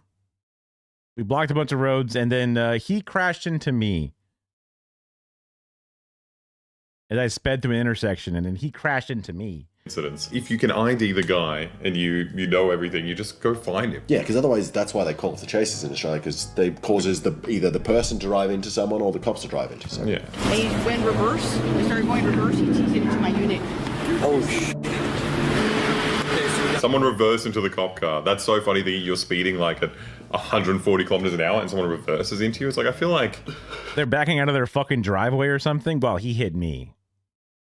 Even though the front of my car is the one that's fucking smashing into their car. I feel like this is probably you. I don't know. This happened while you guys were chasing the Camaro? That's so insane that they're acting like this is like bro looking at the cops. They're so stupid. Oh, you just crashed into some random woman. Yeah, this happened. I was trying to catch the car and then I accidentally injured the random woman. Someone reversed into me. This happens sometimes. Since police officers crash, they have to record it to show the damages of the high-speed chase. And throughout this entire process, every single police officer was extremely calm, including the CHP officers that came along. Of course they were. They don't give a shit. They record it and they just get a tank to replace it. So it's like perfect. They've got the biggest budget out of like any fucking institution in America. It's Upgrade. Like, upgrade. I'll smash my car, whatever. Imagine doing that on your job. Imagine smashing a company car. Like you'd be fucked. This is the only place where you do it and it's like, sick. It's fine. Cool. Now, Way back when I was buying a car, when I was like turning a teenager and shit, one of the things my family would do is go to the police impound auction where you could buy cars. These are civil asset forfeiture things, basically. It's super fucked up that they just take these cars from people in the first place. Shit that I had no fucking clue was. I just thought it was just a place where you bought weird auction cars from the police. I didn't really have the tools to think of that shit. But when you would go to those lots where they have all those things, there are so many smashed up cop cars where they drive into shit and destroy their cars. There's just piles of them. Some are small damages, some are gigantic damages. People buy them for scrap metal, I guess, or something. I'm not sure. But it was kind of like, wow, I had no idea so many cop cars get fucking destroyed. Have you thought that Those are going right to a fucking auction. They're just gonna go right into a lot. high-speed police chase was fast, you should check out the high speeds of website creation from today's sponsor, Odoo. Odoo. Odoo is an all-in-one business management software that covers all of your business needs. For absolutely free. We were gonna head back to the station, but then we got an emergency call. Some kind of a disturbance at City Hall. You see that palm tree right there? Which one? That one right there. Oh, yeah. Yeah, that's my sister. You just get out of the hospital? Are you hearing any voices right now?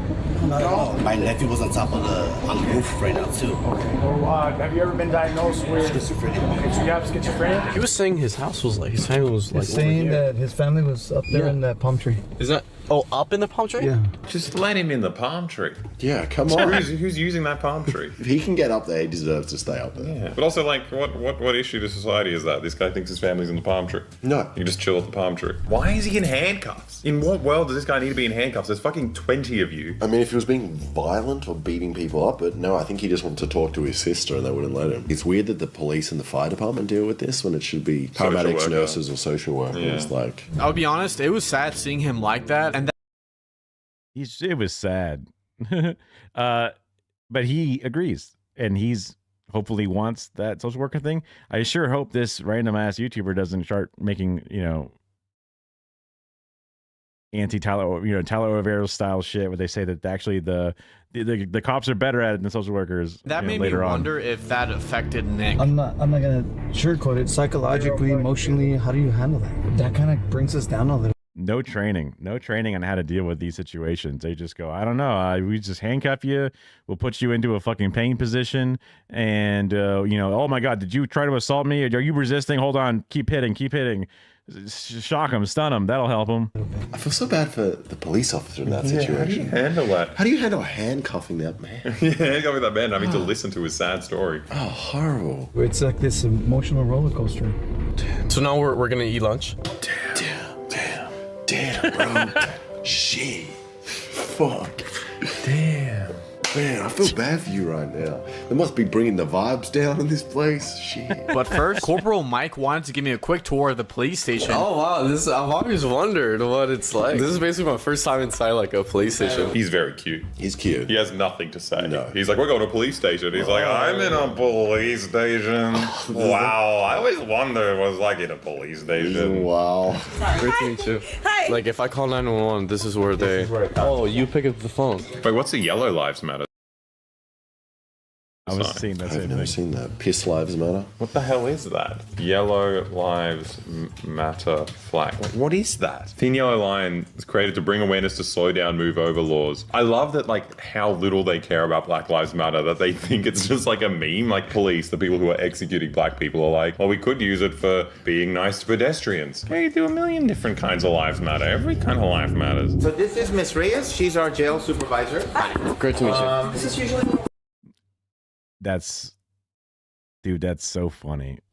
All those different. They have their own LGBTQ flag. Like, you just put all those colors together. What do you got? You got a rainbow, dude. What the fuck? Dispatchers' lives matter. Dispatchers' lives matter. Are dispatchers?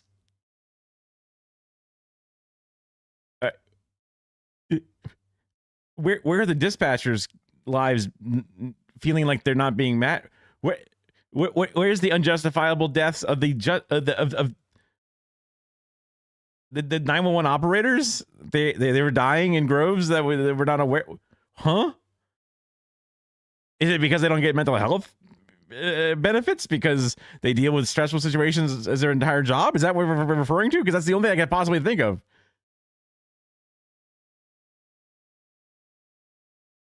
You colored in a blue stripe on the U.S. flag. That's the Blue Lives Matter one, right? Being nice to pedestrians. Okay, you do a million different kinds of lives matter. Every kind of. So it's either law enforcement, I guess that would be it. Security proposed. Mall cops are like, come on, guys, we matter too, right? Proposed. Emergency medical. This one seems valid. That would be like ambulance workers and hospital workers.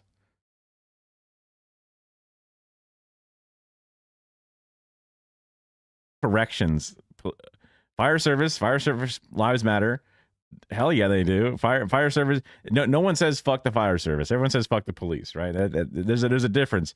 But like the chutification of all this shit it's just kind of gross. Like fire service lives matter instead of Black Lives Matter is a gross way to fucking position that kind of shit. It's an all lives matter sort of retort. All life matters. So this is Miss Reyes. She's our jail supervisor. Hi. Great to meet you. This is usually where we keep people that need to be under observation, suicidal, or any severe mental health. We'll put them right here. That's a really good place to be if you're suicidal, I think. That's exactly the kind of room that would calm me down. Yep. And as everyone knows, Jeffrey Epstein, a room just like that just led him to commit suicide, because we know that he did not have, any client books or whatever it was and had no connections to anything. So that kind of room like that is, I can't believe they would use such a suicidal room and not like a murder room or whatever. I can't believe they would use places like that. Bring me back to normal. Metal. It would be so good if when we went to North Korea, we could have done propaganda like this. Yeah. It would have been so good. Be like, we got a tour of a North Korean prison. And they're all like smiling and shaking hands and fucking having lunch. This is where it all happens. This is where the magic happens, right here in this control room. This guy watched an American movie, so we're going to go and handcuff him. How do you deal with handcuffing a guy who watched a movie? It's pretty tough, but like afterwards we get bim bim bap. We get whatever we want, man. Then we have our armored vehicle there. Our SWAT team basically rolls with this thing. This is the inside of it. This is kind of how the SWAT team rolls. Oh. So if you need to shoot out of there or see whatever you can. Here we yeah, go. this is better. Yeah. See, now you have a clear, unobstructed view. Here, protect. That's a cool vehicle. How much did that vehicle cost? $300,000-$500,000 maybe. Oh my God. It's good they have it. I mean, there is a lot of. You have no idea. It's fucking insane in America with a gun. So I think it's logical You that should have every tanks single on the person street. drives this. The amount of vehicles that police accidentally shoot where they spray into it and they kill like a mum and their child. While on a call with a suspect in the back Is this the Acorn incident? seat, it was this noise that he thought was the detained suspect shooting at him. Hernandez and Okaloosa County Sheriff's Sergeant Beth Roberts, who was on the scene, both shot into the patrol car. It's funny because nobody got hurt, but oh my God. That's the training. That's the you're gonna die if you don't shoot first kind of thing. They hear an acorn hit the roof of a car and they go, oh God, I need to murder everything in front of me. The noise It's honestly a miracle they didn't shoot each other, seeing another silhouette with a gun. was reported to be an acorn. Yeah. This would be every civilian should drive this to stop it's cops true. from killing them. That is kind of the trend in America. Yeah. Every civilian's kind of slowly Getting buying a tank. tank. Yeah. Why do you think people like whenever they see a cop, they get like not scared maybe, but they like cop? You know, at least in my opinion. Yeah, you know what? Your opinion's half right. That is true. People do see a police car and they say, oh, there's a police car. He's going to give me a ticket or he's going to stop me. That's what I meant. Yeah. Most people think, oh, I hate those cops there. No, you're wrong. Or I'm scared of you. No, but he's like, you're wrong. People don't want to get tickets. That's the main thing people worry about with police in America. Demonstrators questioning why a simple stop for fare evasion turned into an all-out police shooting that injured 2 bystanders. Those 2 innocent bystanders are both in the hospital tonight. A 49-year-old man was shot in the head and is in critical condition tonight. Tonight, the Justice Department says it's assessing the deadly police shooting of Sonia Massey, the Illinois woman who called 911 about a possible prowler only to be shot and killed by a sheriff's deputy in her own home. If you're going to be a police officer,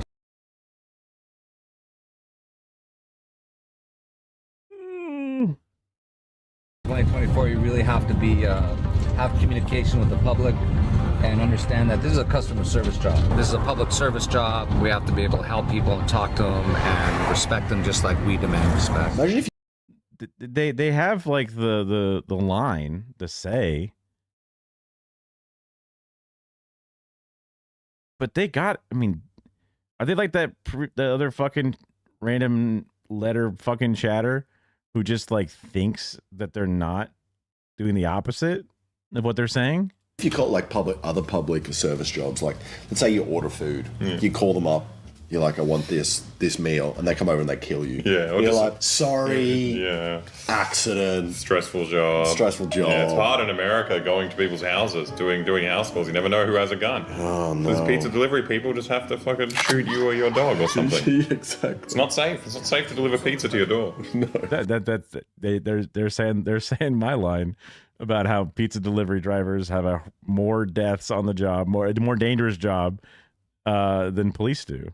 Bro, it's been a long day, bro. This is a day in the life of a police officer in the city of Huntington Park. Every day we're dealing with this. This was pretty freaking insane. Thank you for showing me the ways. You guys are genuine ass police officers. It's my own channel. I could cuss on this one. There you go. You guys are awesome. These guys are. Wait, where are you guys?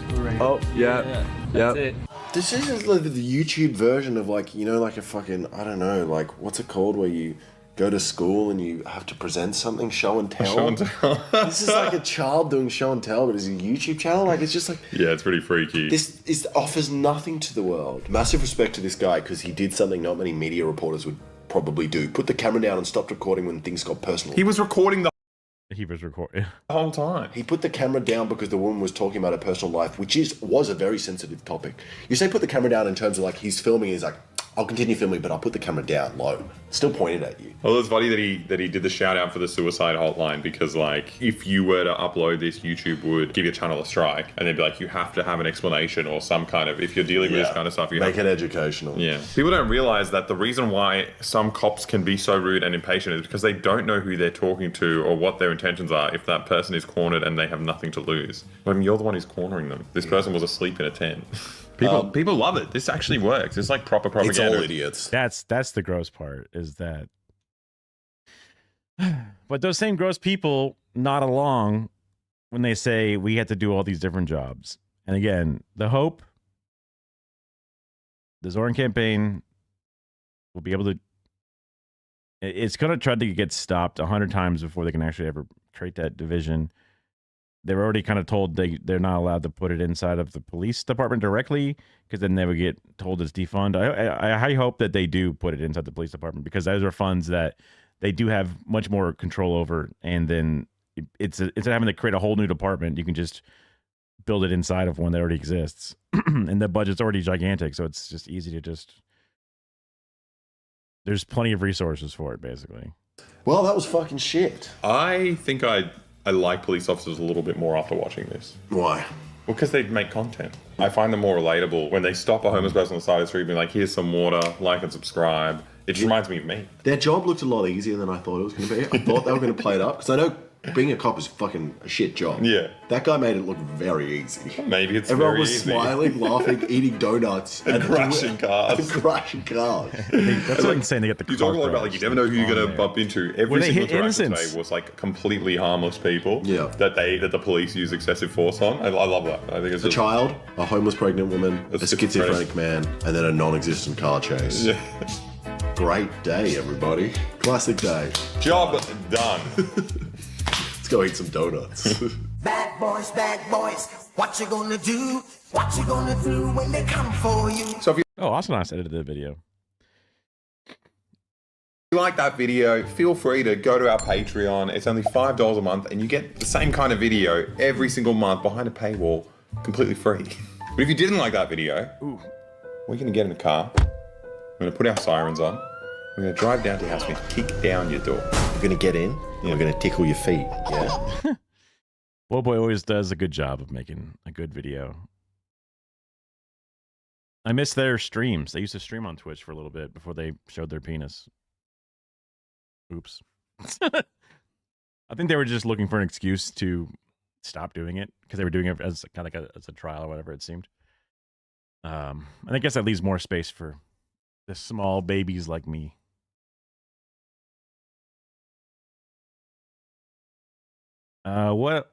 What do I have plans for today? Let's see. I don't know if I'll have enough to do the full TikTok today, but maybe I'll try and whip up all the background materials and side sources and stuff for it. I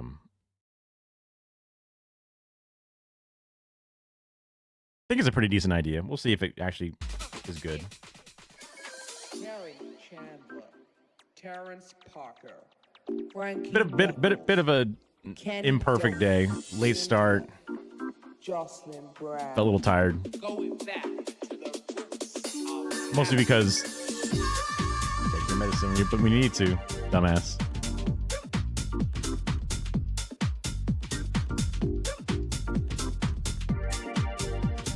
Let's see.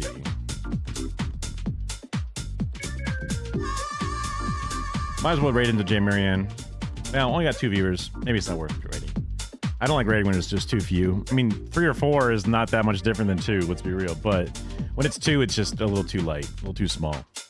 It just feels like I'm trying to grab attention when I don't deserve it or whatever. Also, nobody seems to, not so much as like, not so much as like a neg or whatever, but nobody even like waves or says anything when we raid because they don't want to. They're not there to watch that stuff. They don't want to act like they are. But it feels weird to raid in with viewers and then nobody is like, I'm in the viewer. Yeah. So it's like fake or not bots, whatever. But it's just like it's stealing attention away, making them say thanks for the thing. Yeah, no problem with the stream. We'll do it. I'll make sure to do it again tomorrow. Hopefully, I'll either have. I try to make sure to do something productive every day, whether it's things off your to-do list or chores or whatever it is. So, and that's what I try to pass along to others because it's one of those things that when you have weird depression or you have you get stuck in a rut, just get something done. Just get something done, and you'll feel better for it. So, make sure to get something done off your list. Be productive. Have hope for the future. That's all you can really do in some cases. Get active. Work with your local DSAs despite whatever virtue signaling some fucking dumbass thinks that they're doing, whatever it is. And take it easy. I'll see you tomorrow if you're here. And if not, that's all good. Bye-bye.